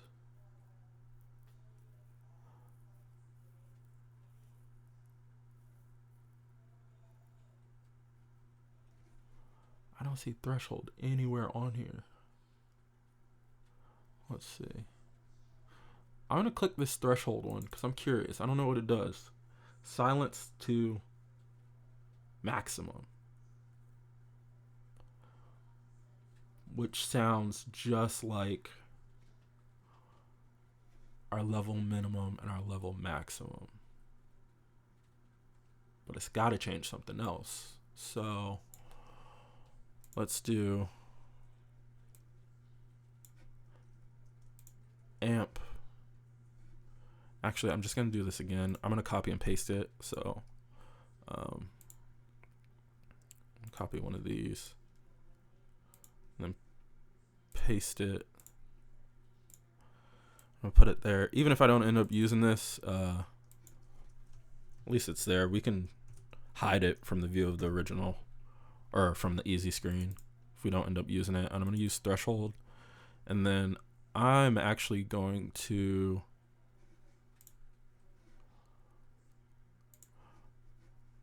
this kind of sounds ridiculous, but this is how you figure out a bunch of stuff. I'm just going to move the knob and see if I can. Okay, so it's this one. Interesting. Is there a maximize parameter for that?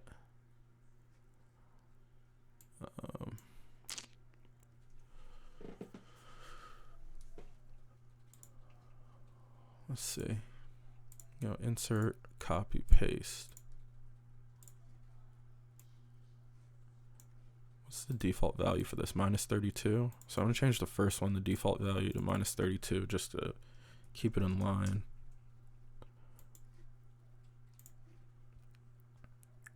Then maximize.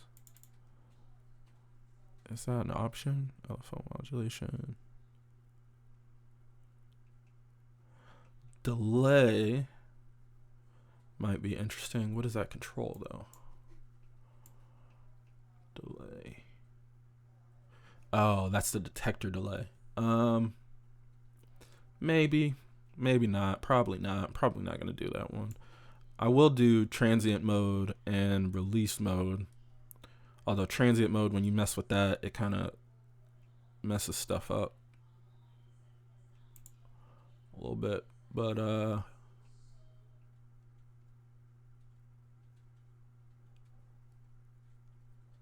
you'd think that pitch modulation would be what we're looking for, but there's actually a pitch mode here that we're going to use for modulator 4. So I think I'm gonna leave both of these and just do the mode if I can. Yeah. Let's see. So this one we found out there is no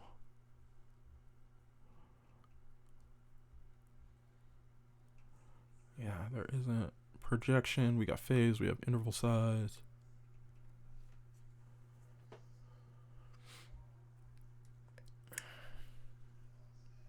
Yeah, I think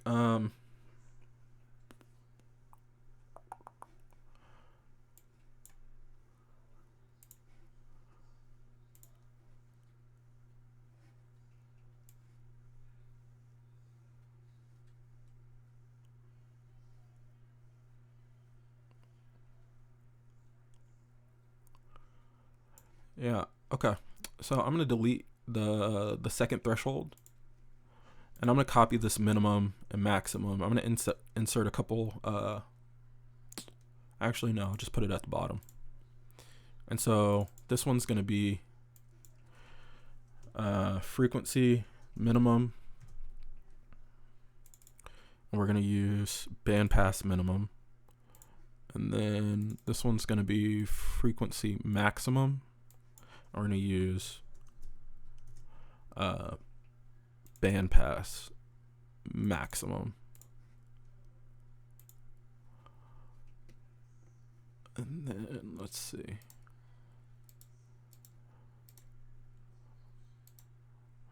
Default, I want this to be off.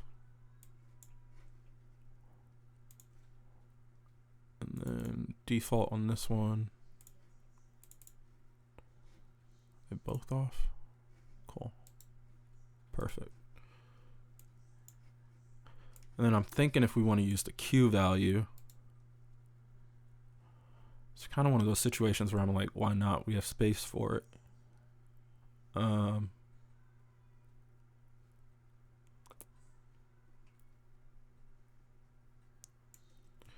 For this threshold, I'm gonna actually change this to a different looking thing. So let's go ahead and let's click through these and see if we can find something.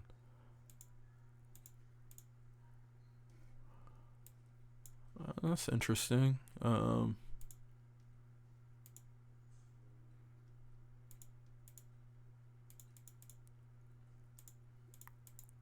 this is one of those.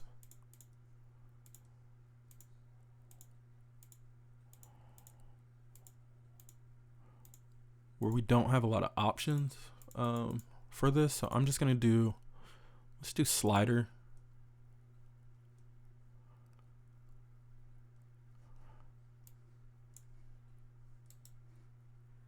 And I'm gonna move that above level minimum. So we're gonna go threshold.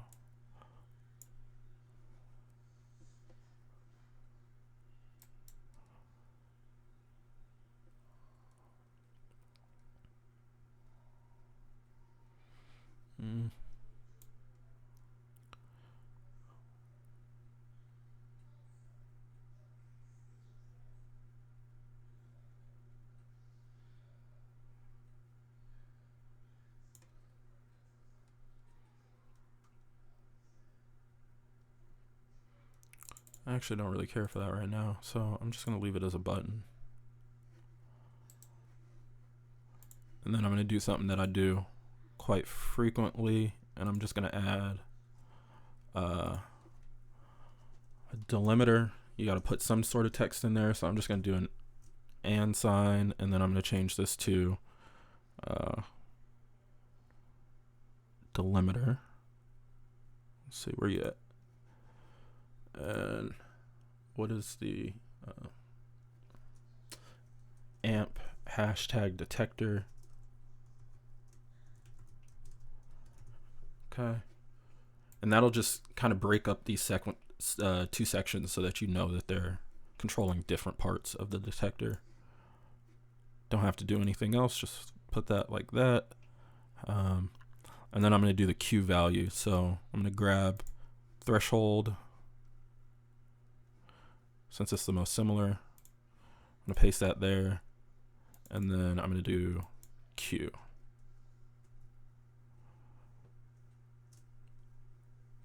And I'm going to change this to bandpass Q, just to keep it the same. We're going to go frequency Q. And then the default for this is 0.7071. So I'm going to type that in, 0.7, where was that? 071. And we're going to hit enter. And that's just going to be the default value. Go ahead and click it there. So make sure that all of this is working. Cool. It's working. Cool. Cool. And I'm going to replace or save.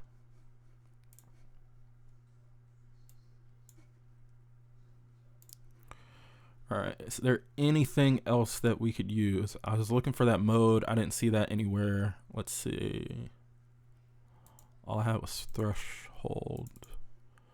LFO modulation, attack release. We already got that. I don't think I'm going to do delay. I'm not going to do phase. I'm not going to do interval size.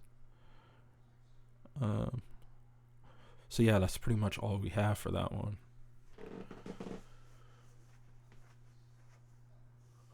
Could add RMS. I don't know.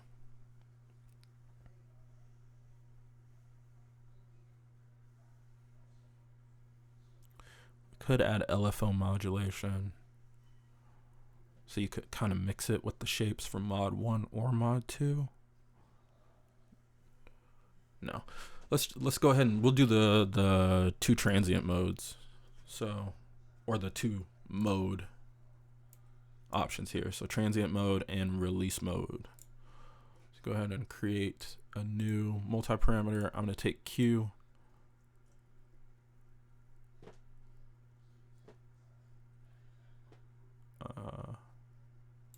Copy, paste.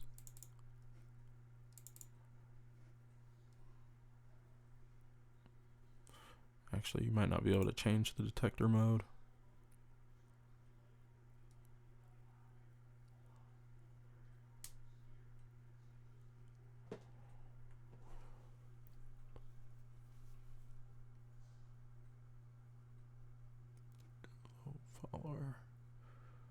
pitch random.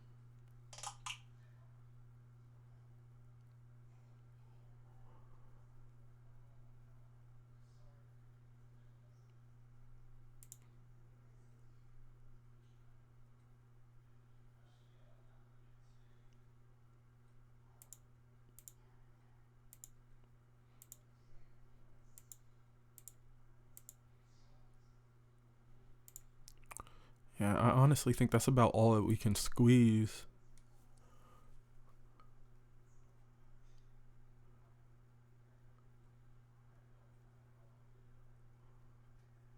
Let's see. Length, type, phase.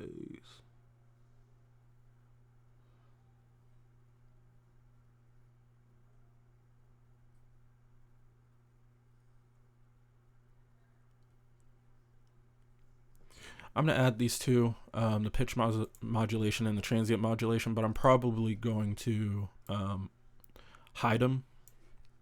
So let's go ahead and do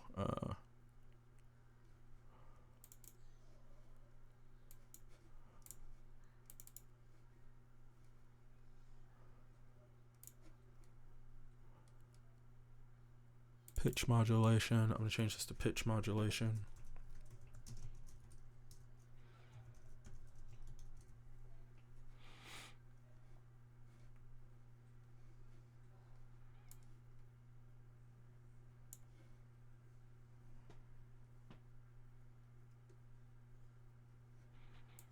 I'm actually going to copy the delimiter and put that in between these two.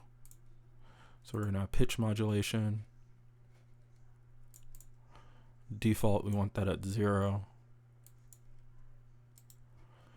And then let's copy this multi-parameter, paste it, and then we're going to do same row first. And we're going to do transient modulation. And then we're going to change this to transient modulation. Cool. We want the default to be 0. That looks good. We're going to reset both of these to 0 and check them. So 100, transient, 100. Perfect. I'm going to save again.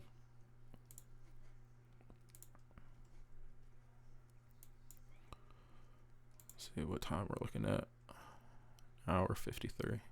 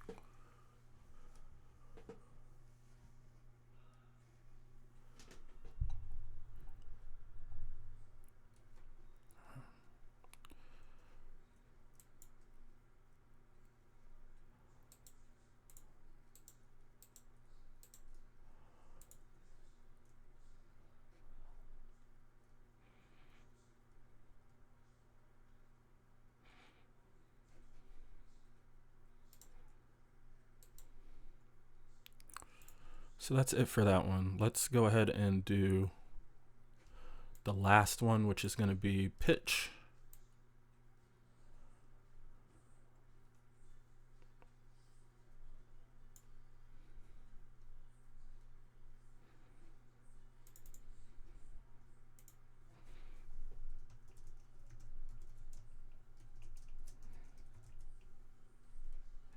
Just going to name that pitch hash pitch. And then we're going to use modulator 4.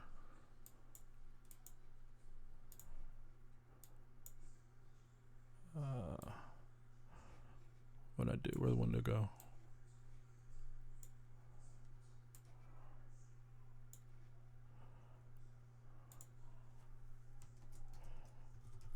I'm actually going to do pitch hash general, probably.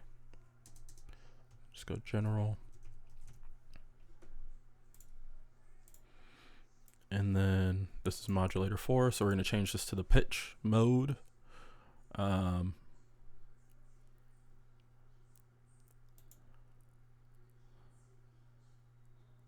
Detector.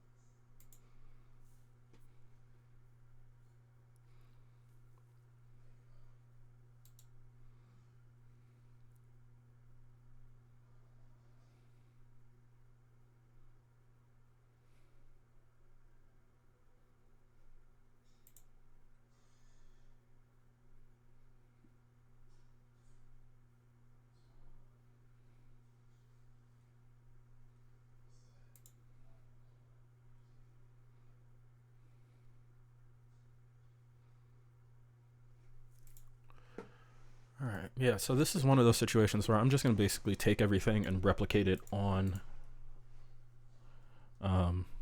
the easy screen. Not all of the settings, but most of them. I will. This minimum and maximum and the shift section, the auto tune section. I'm going to add all of that. So let's get to it.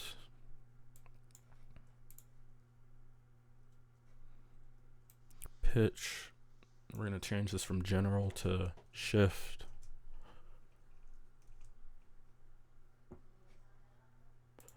Do these work independently of each other?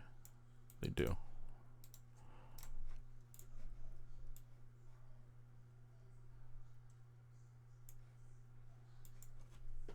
Octaves.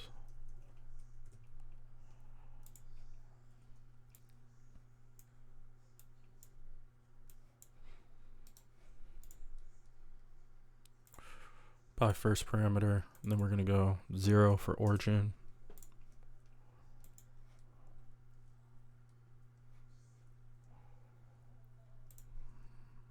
Copy, paste. Second one, we're going to do semitones. So semitones. Same row. And we're going to change this to shift semitones.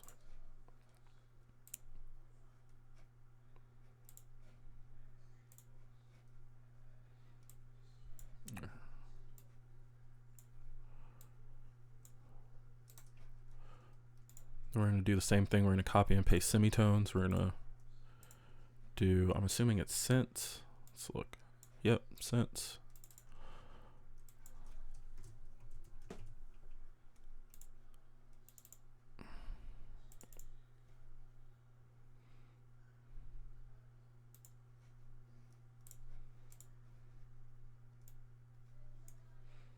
And I'm going to go ahead and save, replace. Yep.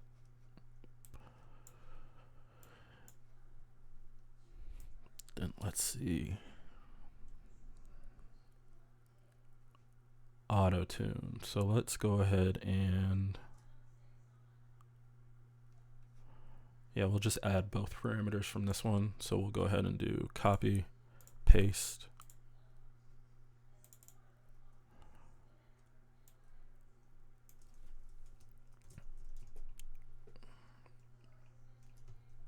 Auto tune. Then we're going to do speed. And we're going to learn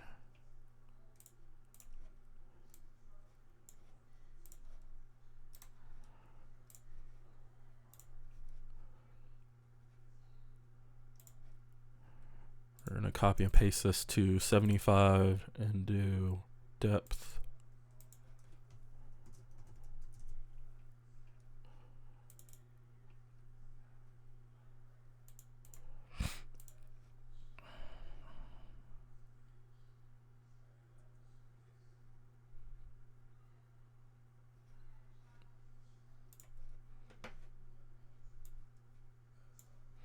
Oh, these are on the same row, so let me double click this and do not same row.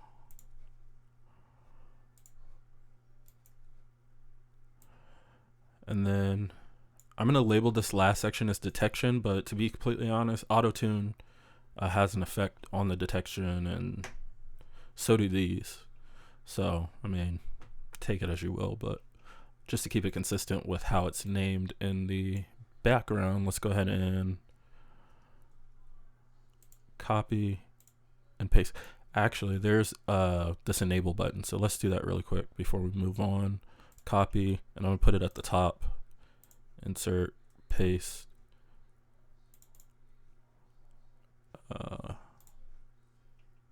The speed, we need to take it off. No.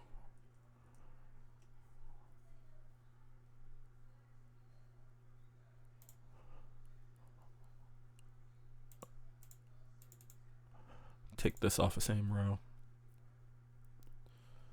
And enable, and then we're going to change the type of button to where is it? Title enable button.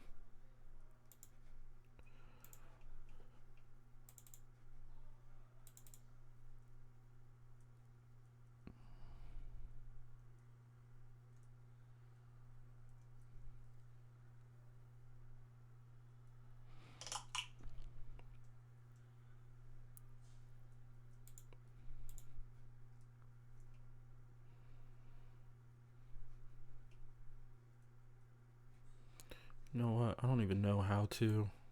I don't see that anywhere in the interface. Let's do learn.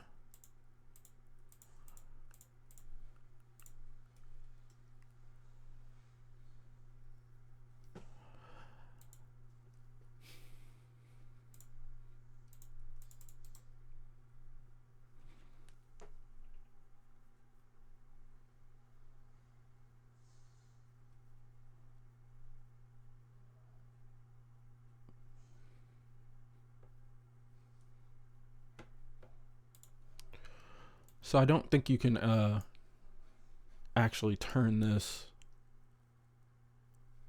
off. So what I'm going to do is I'm going to create banks, and I only want 2. I'm going to delete this parameter, and I'm going to learn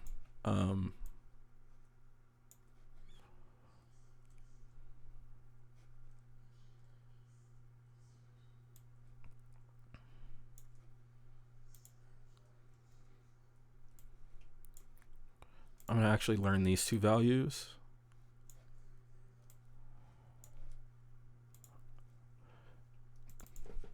I'm going to make sure I turn interpolate off. And then when this is off, I want it to pull both values down to 0. And then when it's back on, I want it to put it back at 50, I'm thinking. Might change that later, who knows. So if I turn this off, change these to 50.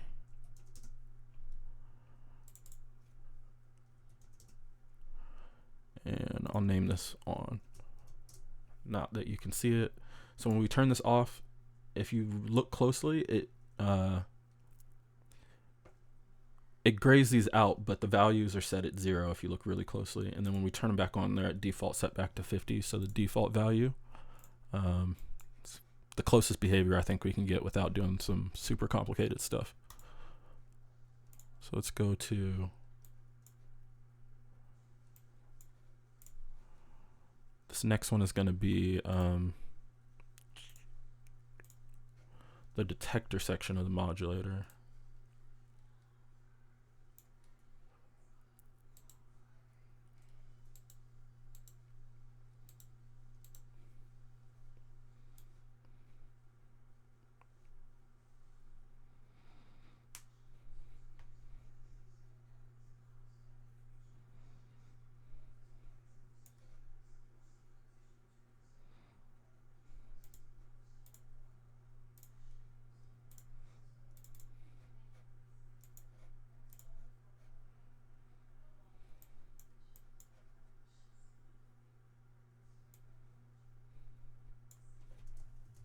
Change this to detector so that it's in a different section.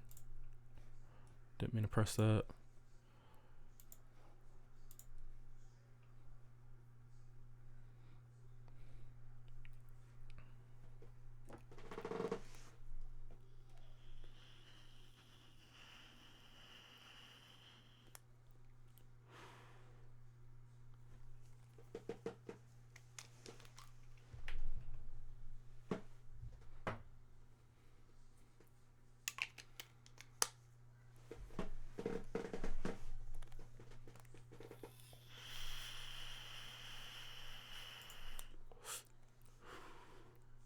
Alright, so we're at 2 hours and 10 minutes. I'm going to try and get this done in under 3 hours. I might want to pick up the speed a little bit. We're going to go min recognized.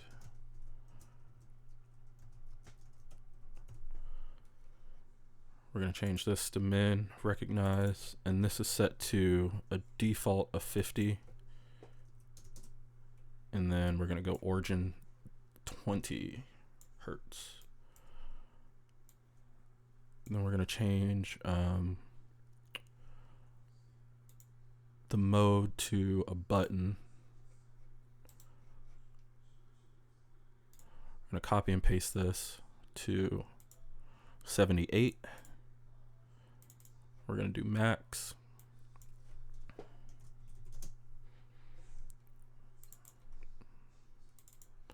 And then we want this origin to be up at the top. and by default it's at 1,000. So we're gonna do 1,000, same row, no, default 1,000, origin 20K. Perfect.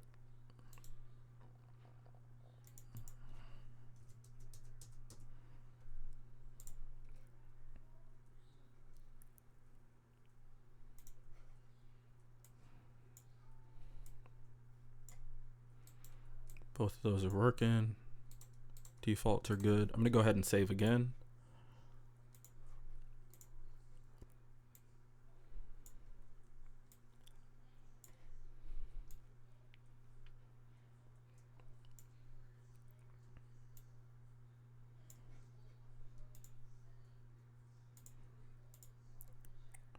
We'll add stabilization. We're gonna do different row.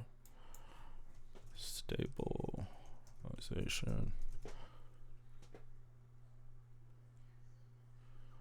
And then let's see. I think the default value is 10. Oh, let's make sure that we actually select it. Stabilization, default value is 10. I'm gonna select origin as 0.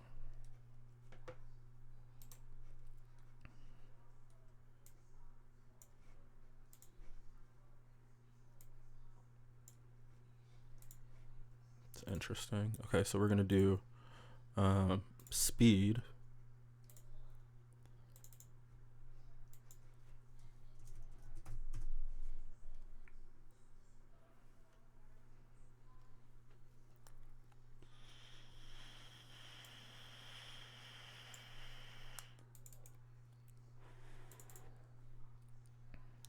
Do speed.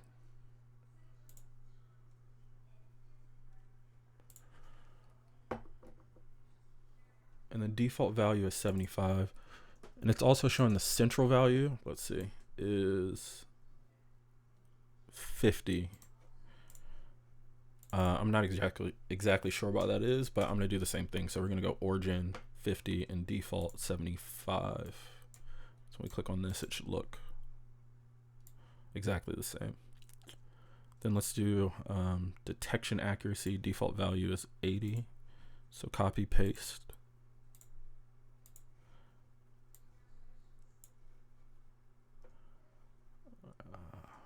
On speed, let's do same row.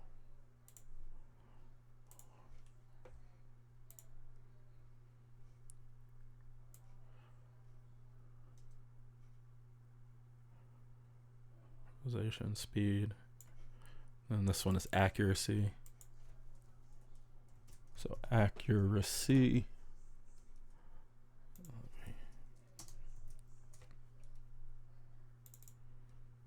Then we're gonna go to accuracy, default 80, origin 0.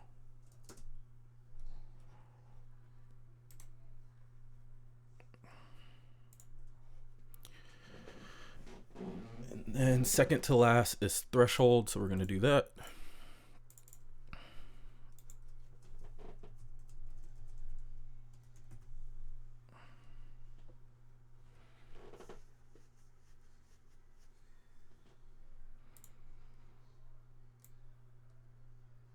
Default value is -20. First we have to select threshold, so threshold, default -20, origin is going to be silent. Do -20, we're going to do same row.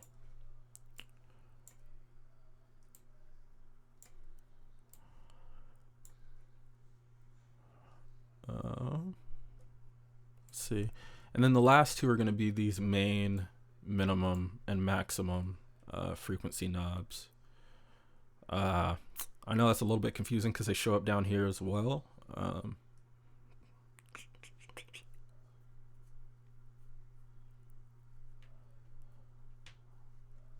Could remove one, but I'm sure it'll be fine. So I'm gonna go ahead and copy these two. And I'm going to insert these above shift and paste those in. I'm going to change the group to general.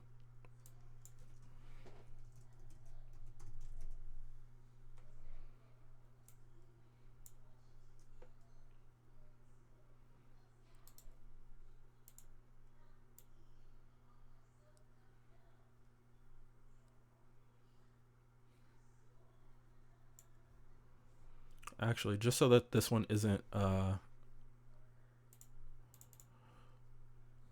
making this any larger, I'm gonna go panel, no title. Yeah. So we'll do the main minimum. So minimum.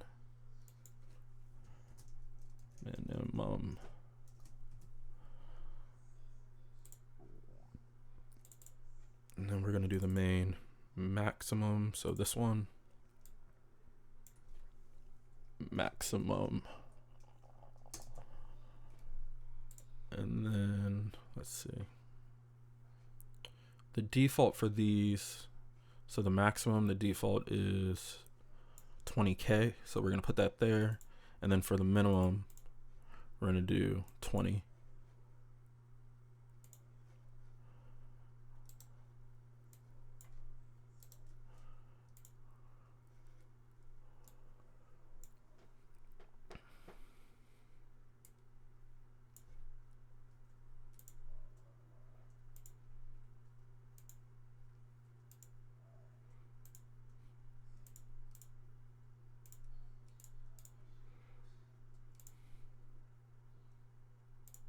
So I'm gonna go ahead and save vocal bender.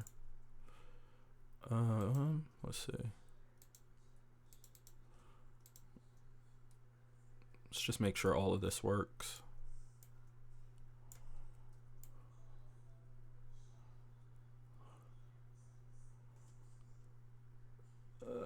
That is not right. So what's going on here? Learn must have just been on, so we're going to, it's only octaves that needs to be here. So cool. Zero everything out. I'm gonna hit save. Place. Yes. So minimum, maximum, octaves, semitones, cents, and then enable. This should set them both to 0, and then when I turn it back on, it should set them to 50. And I'm actually going to by default have that off, so do that. And then let's do minimum, maximum, stabilization, speed, accuracy, and threshold.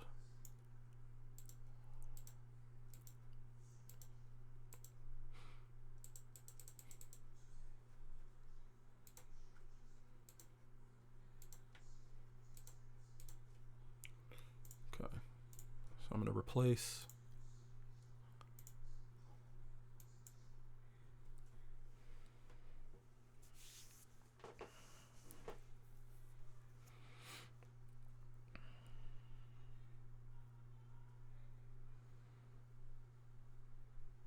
Let's see if is there anything left to do. I want to check and see what the default shape is here for these modulators. It's a sine, so let's do full reset just to make sure. Sine, triangle for this one. So I'm going to set those default values. Let's go here to number 1. And you can actually click through the shapes, the perfect shapes, using numbers. So 1 is triangle, but we want sine for the first one.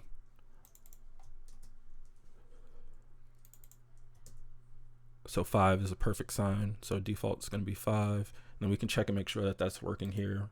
Sine. Then we'll go to shape for modulator 2, and we want that to be a triangle. So we'll start at the bottom again. 1 and 1 is triangle. We'll check and make sure that that's working as the default value, triangle. And then before I forget, I actually want to add the side chain to this detection here. So let me save really quick. And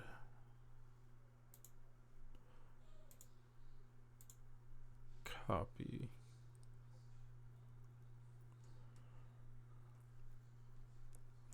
Let's see.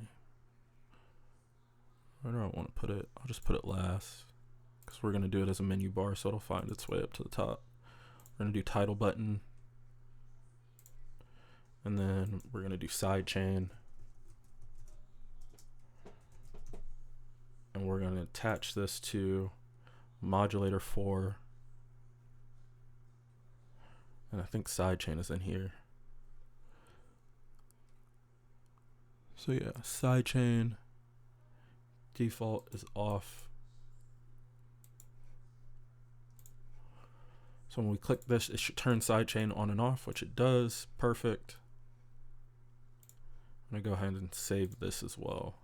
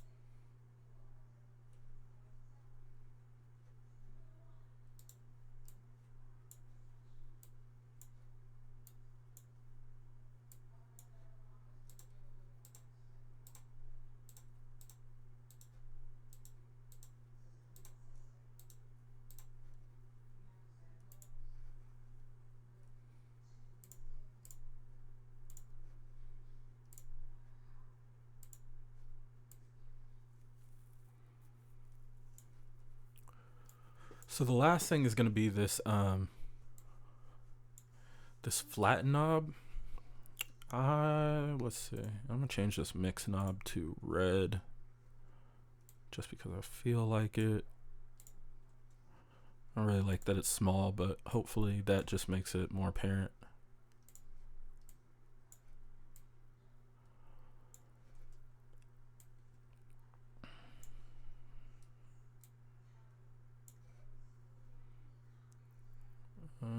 Let's see.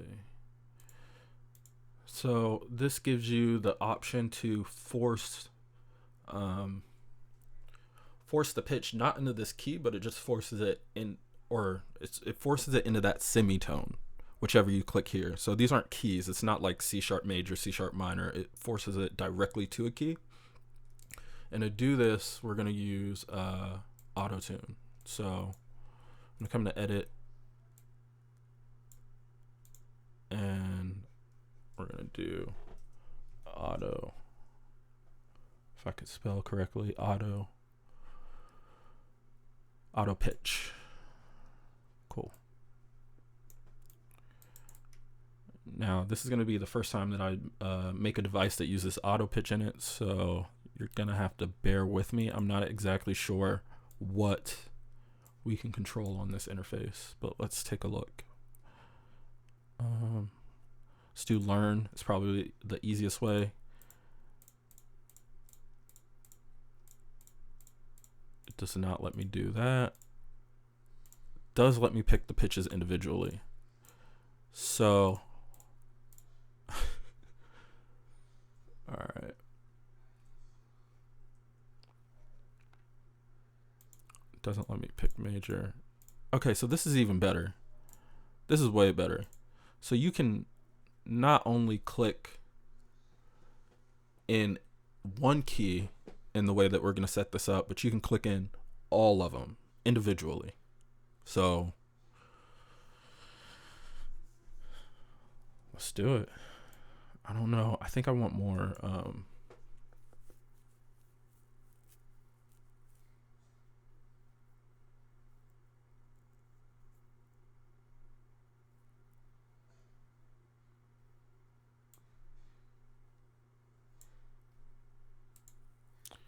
There's a lot of other stuff here. So you have these detector settings. Dry, wet, depth.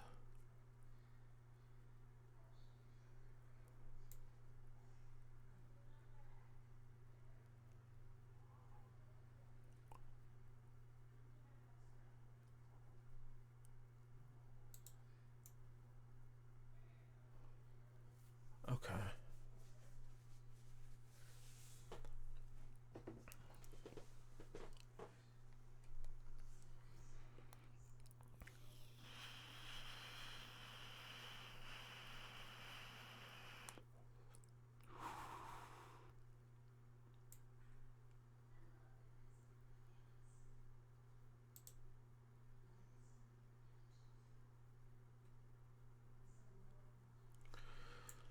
So I think what I've decided to do is we're going to add a 5th tab for flatten. And we're going to change this flatten to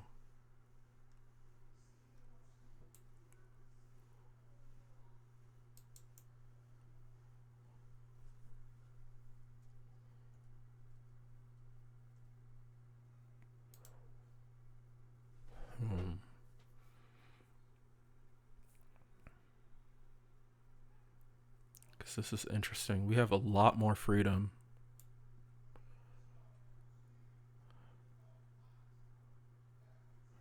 than is available on here.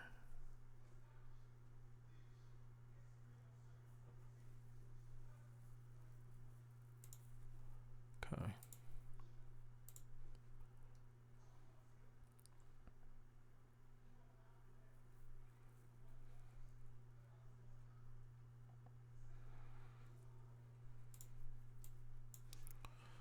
So we're going to do flatten hash.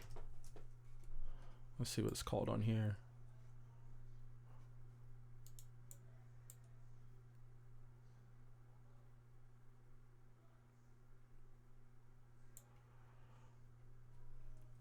Key, I think we'll do.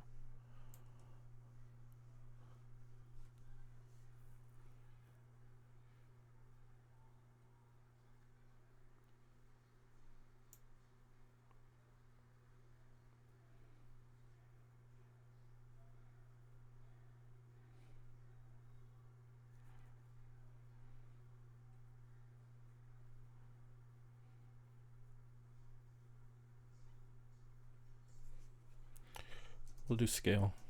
So we're going to do flatten, scale.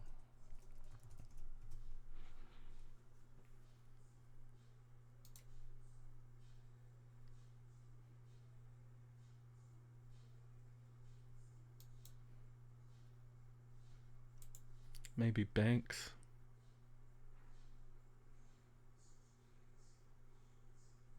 Okay, I'm going to learn C. Then I'm going to do interpolate. I'm going to do 2.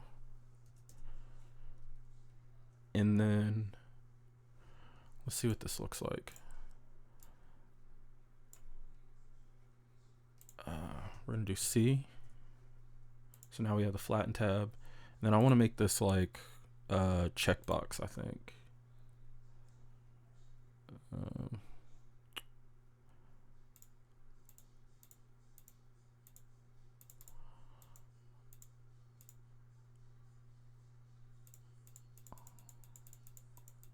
Will any of them turn to checkboxes?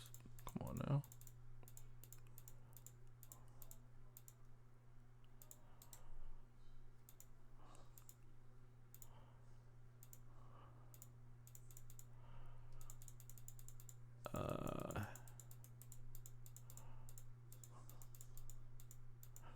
let's do this, and we'll do switch, and then we'll do checkbox. So default will go off. Curious by first parameter off, yeah. So let's pop this out,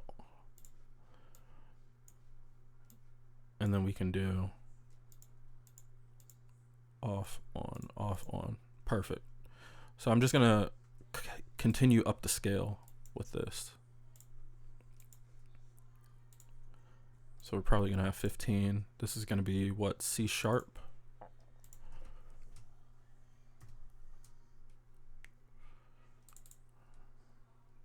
C sharp. Do same row.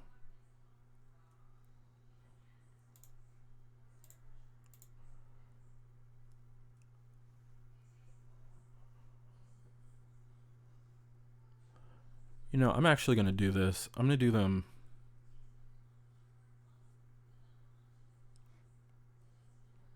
Yeah. So next one's gonna be D. Let's do D.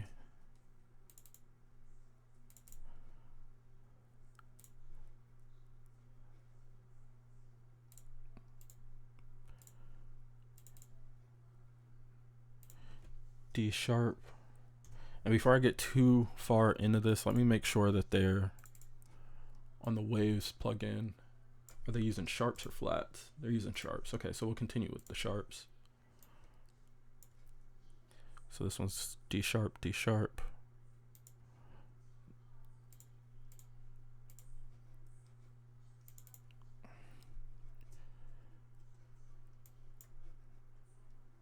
E. Change this to E.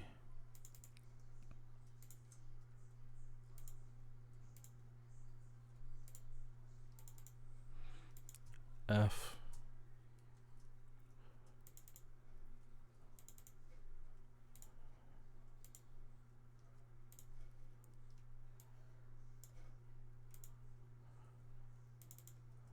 F sharp.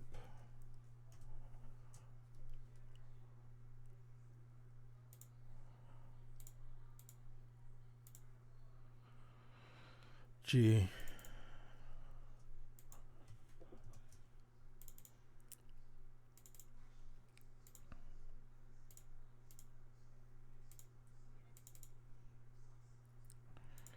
G sharp.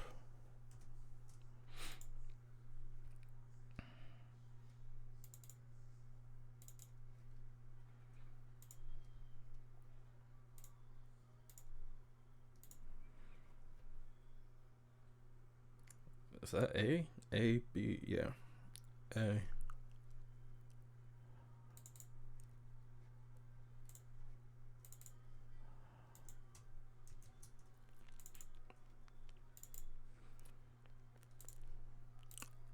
A sharp.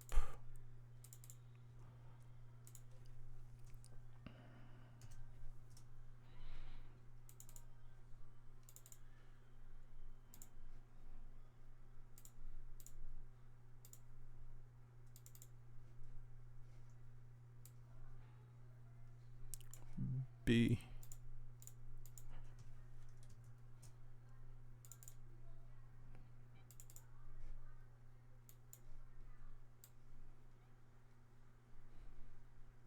Okay, so if we go through these, we should now be able to individually select the pitches that we want, which means that we can select chords, which is kind of far outside of the possibilities of the original plugin.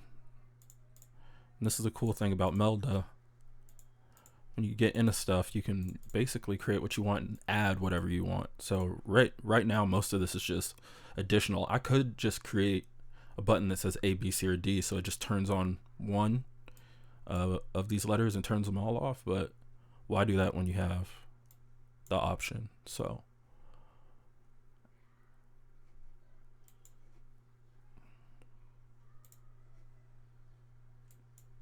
I think I'm still gonna do that though. I think I'll change this to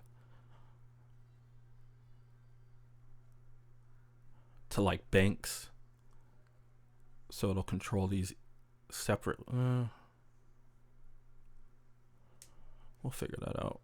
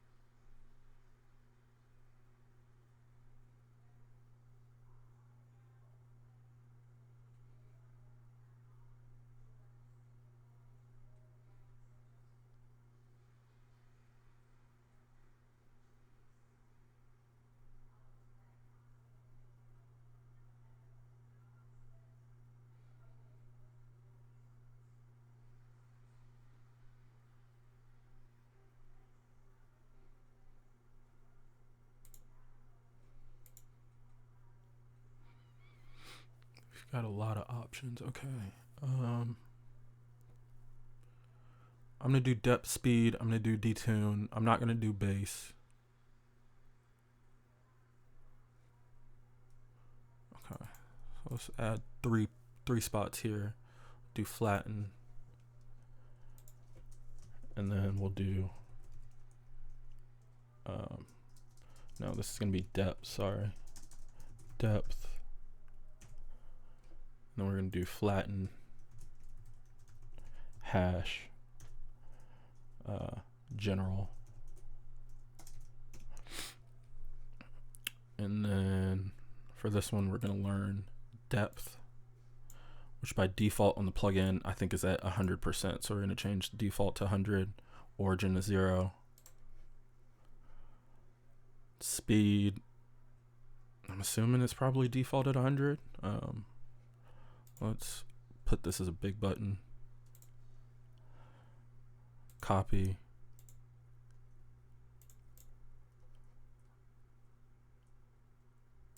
Do by first parameter.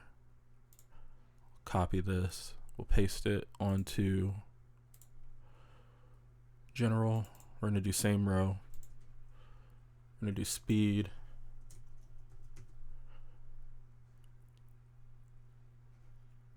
Attach this to speed. I think default it's going to be 100 as well. And then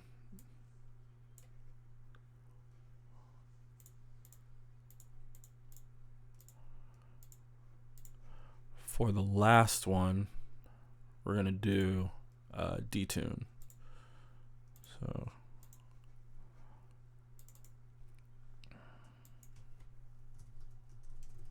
I'm actually going to make this a smaller button.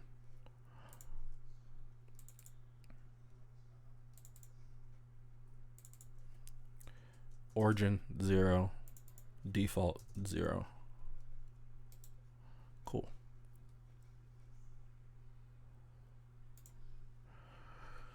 All right.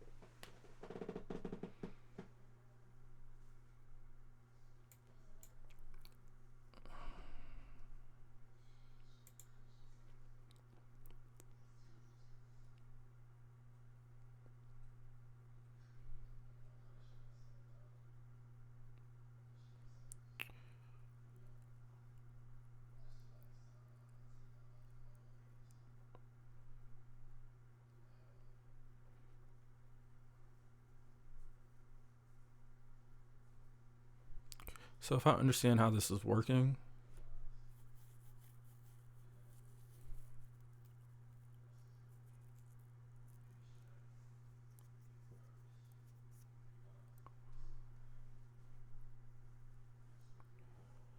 I'm gonna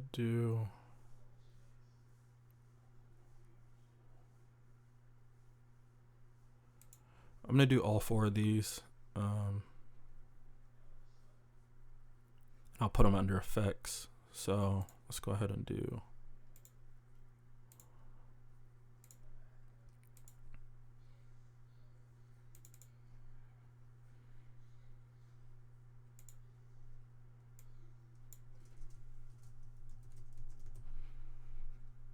change this to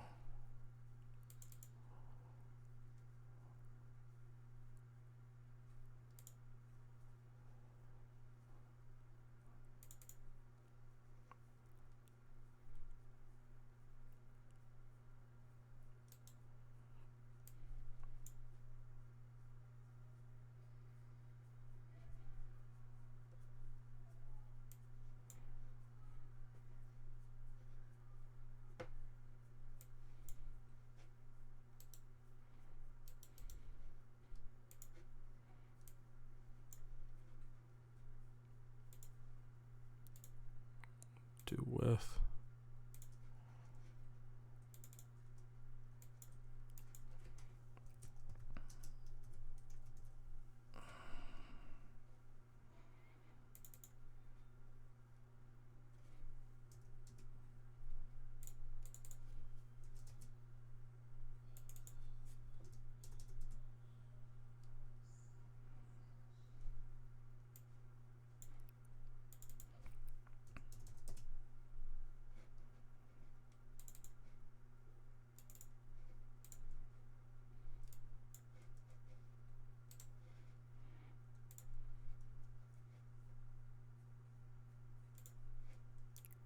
We're going to do keep formants.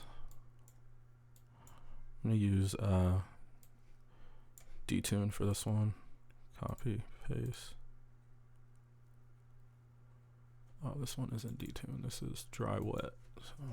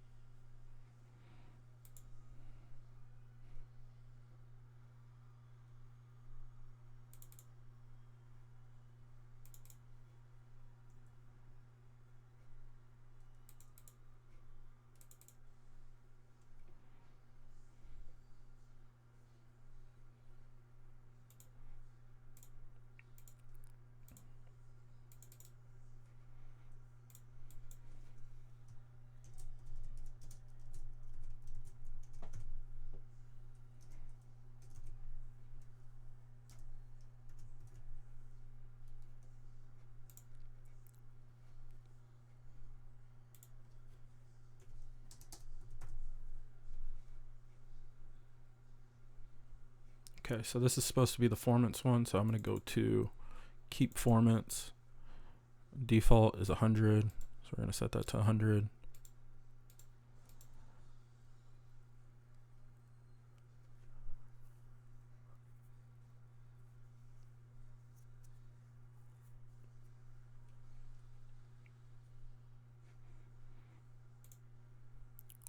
And then this one, let's do same row.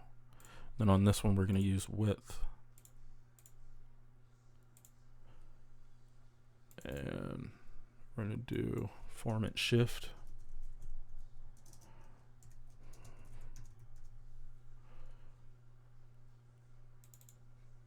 We're going to do format shift.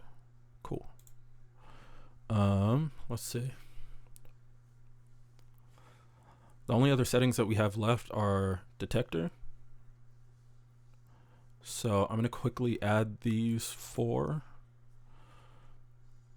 Let's do, let's copy and paste this one.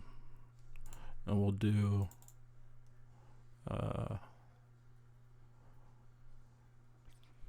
flatten hash detector threshold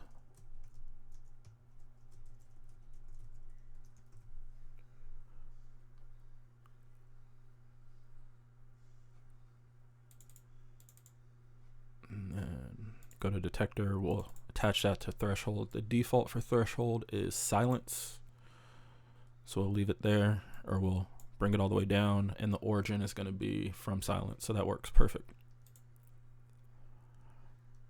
I'm going to copy and paste this one,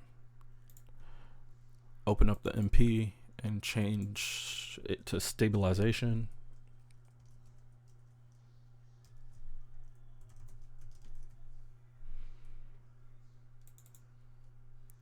Change this to stabilization, go same row.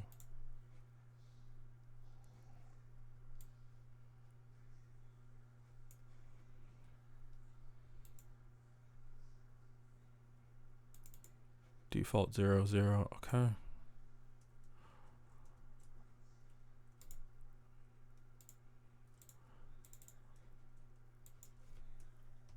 Frequency minimum.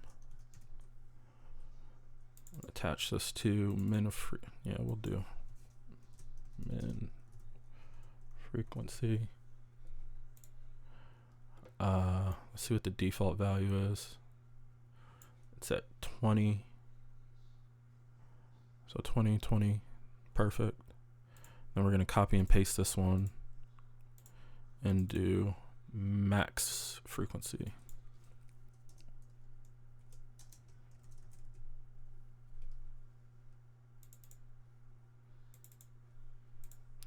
And the default for this one is 1,000, and the origin is going to be from 20K. Do that.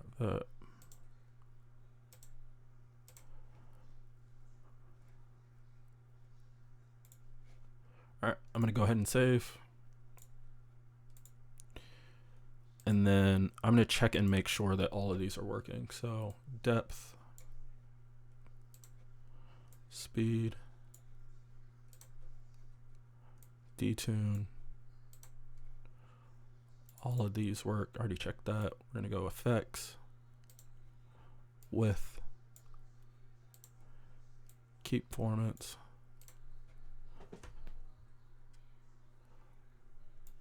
format shift, threshold,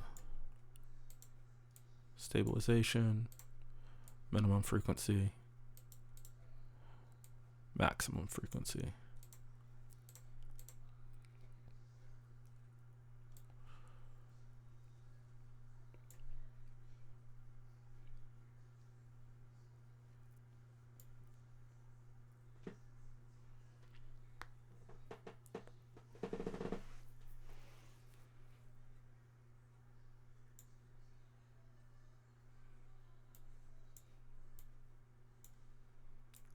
So I'm actually curious if this is going to work exactly the same as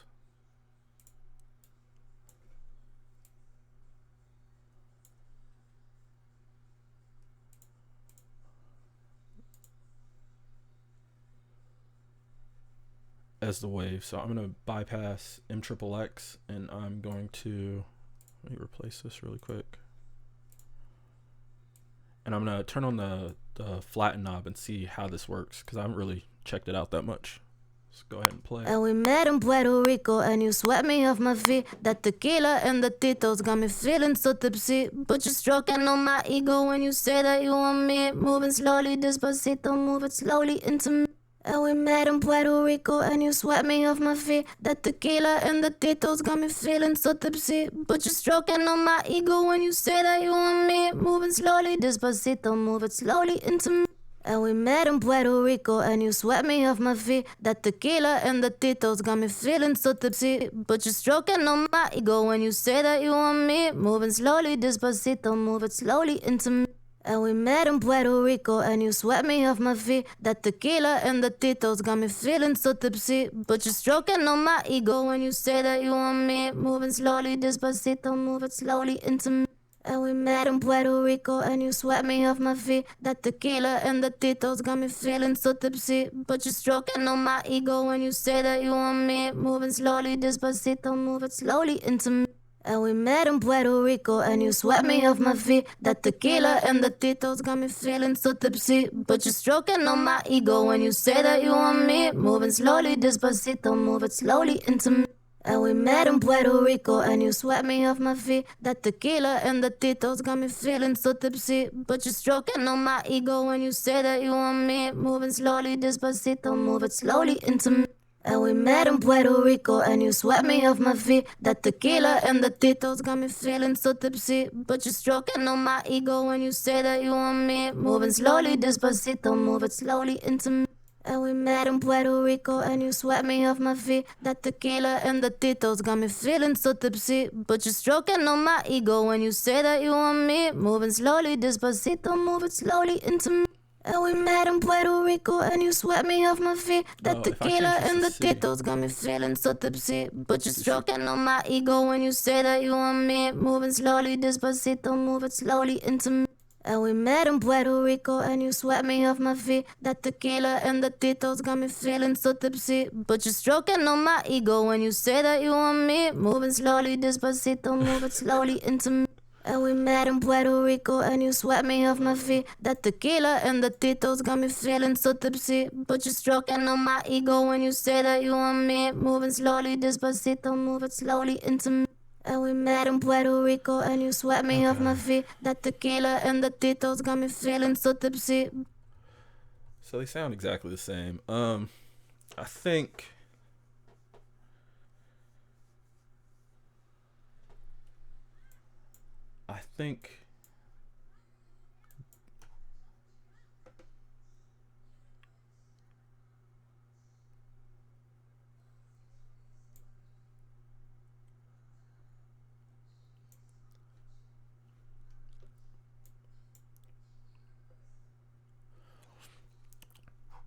I'm gonna add a bypass button.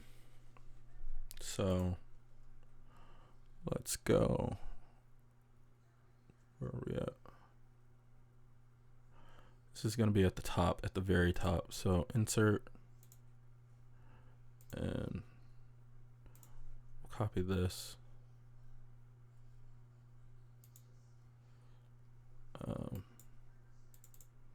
But we want to switch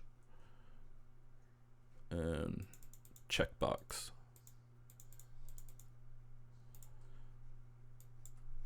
And not in the same row, because that just made the interface super large, looking better.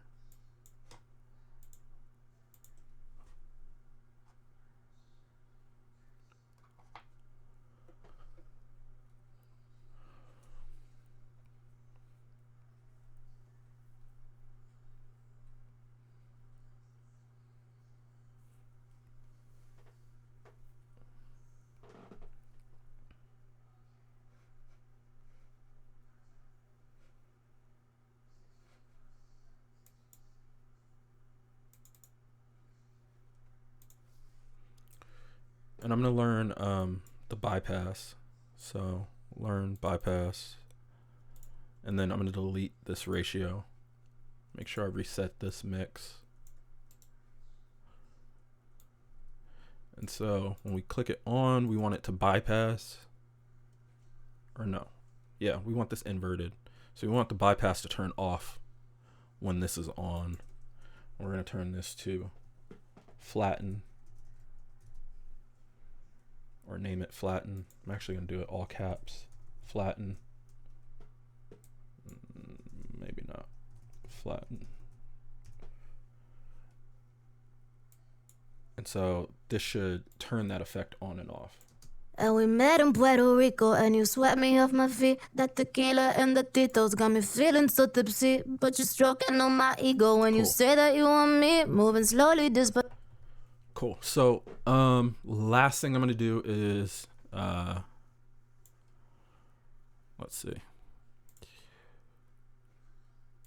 on, off. By default, we want that off.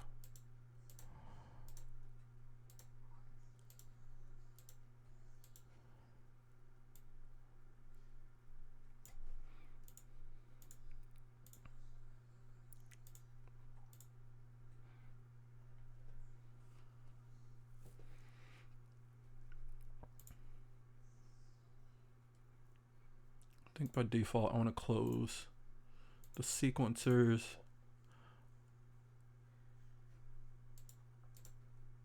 On this one I want to close the side chain. On this one I want to close detector and auto tune maybe. And then on this one I'm going to close detector and effects. And then we should have something that's not nearly as big. Let's see.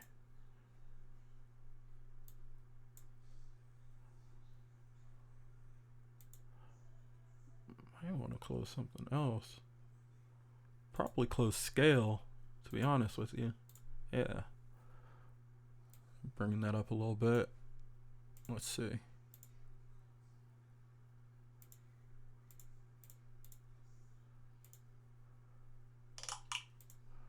Maybe leave that closed and leave that open.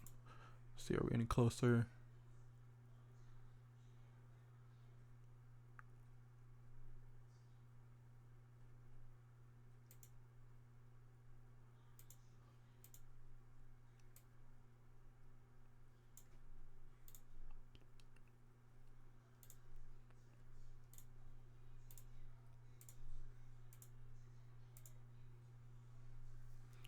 Yeah, I think that's how I'm going to do that. So I'm going to go ahead and replace this.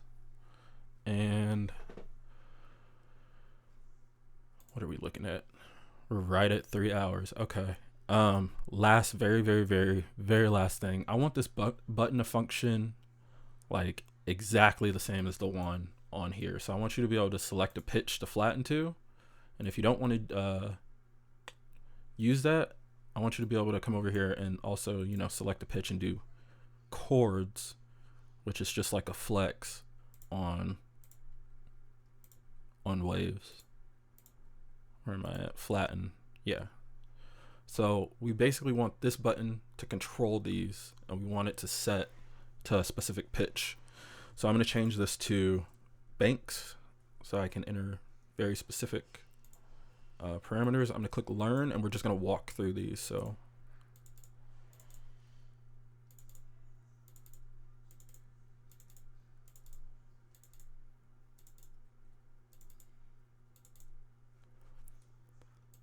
all right. And then we're going to uncheck learn. Go ahead and save again. And there are 12 keys. So I'm going to go ahead and do 12. And I'm definitely going to fast forward through this. Actually, all the times I said I'm going to fast forward, I'm not, because I'm not going to edit 3 hours of video. So you could fast forward through it, but I don't think I'm going to do that. So interpolate, we're going to turn off, and then I'm going to set interpolate to all parameters so that it does that to each one. And then we're just going to set the keys. So C sharp,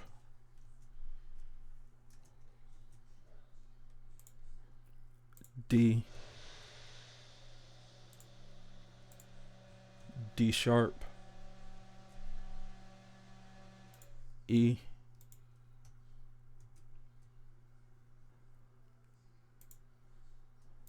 F sharp,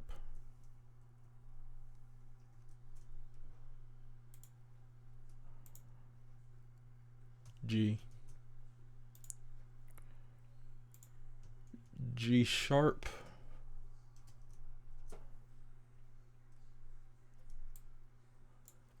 A,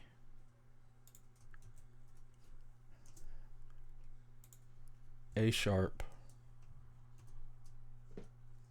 just do a $, A sharp, and B.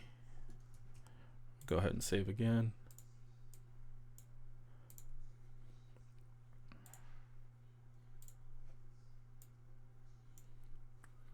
And so what I'm going to do is we want it to turn on one letter and turn off all the rest. So for this one, we're going to go on C, and then for the rest of them, we're going to turn them off. I'm just right clicking on them. Then we're going to go B, turn the rest off.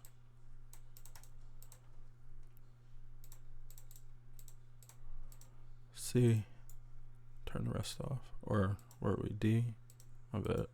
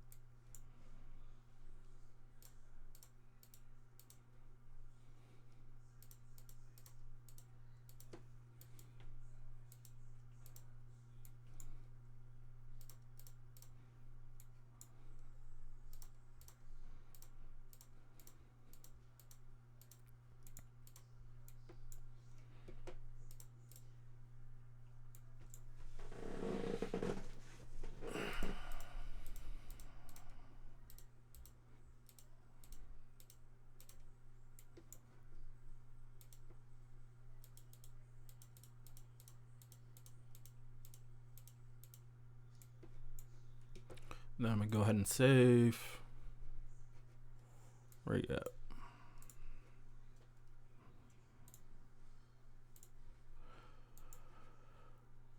So now, you gotta change this to by bank name. Cool. So now we can pick the key and it'll turn all of them on, or just pick an individual key. And then if you want to come down here and pick chords or whatever, you can do that too. But at least the functionality up here is exactly the same. So I think what I'm going to do is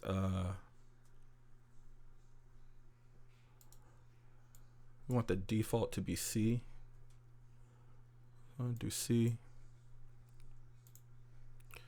And then I actually want this flatten knob to dim this knob here. So I'm going to open up flatten, and then I'm going to click on this flatten, and from the flatten button, I'm going to click learn, come over here and do enabled. And so this should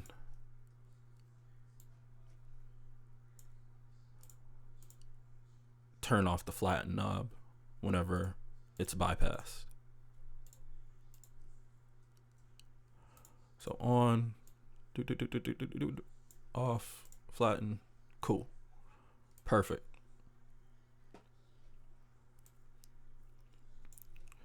I'm not gonna do too much testing on whether all of this works, because usually I just figure out when I'm doing something, I'm like, why is this broken or whatever. So I'll update this if I find out anything that's wrong, and you guys can let me know in the comments if you find something that doesn't work, or over at KVR if you find something that doesn't work.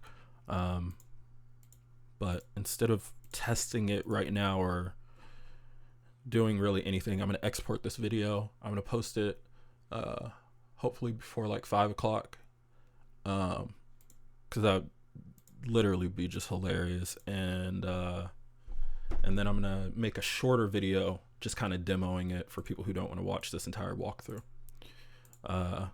The goal today, because I know I've been in the forum, and I said I was going to do a live stream, and I was going to do a live stream today, but when I did like a practice run yesterday, my computer like almost exploded, so I couldn't even OBS uses up 80% of my CPU, and this is a 2013 Mac Pro, the trash can one, but it can't hardware decode any of the, and I didn't realize that before, but it can't hardware decode any of the newer formats for, you know, YouTube. It doesn't hardware decode H.264, so I have to replace it. I think I'm gonna go get that Mac Mini.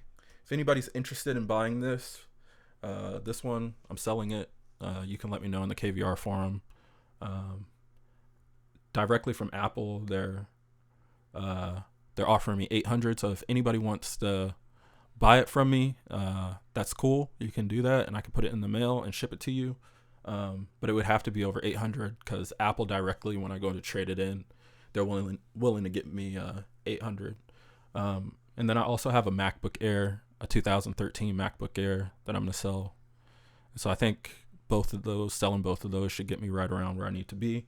But I'll give people a chance on the forum if you guys want to purchase it. Like I said, the MacBook Air, the 2013, Apple give me $190 for it. So anything over $190, I'm more than happy to sell it to you. And then for the Mac Pro, the trash can, which works great for everything, just it can't hardware decode the modern codecs. Has to do it using software. So OBS, if that's something that you want to use with it, I wouldn't recommend you buying it. But for music production, it's great. And so I'd be willing to sell that one for anything over $800, because like I said, I can trade it in directly to Apple for exactly that amount. So let me know if you're interested in that. Comment down in the comments, like, subscribe, all that good stuff. And have a good one. Peace.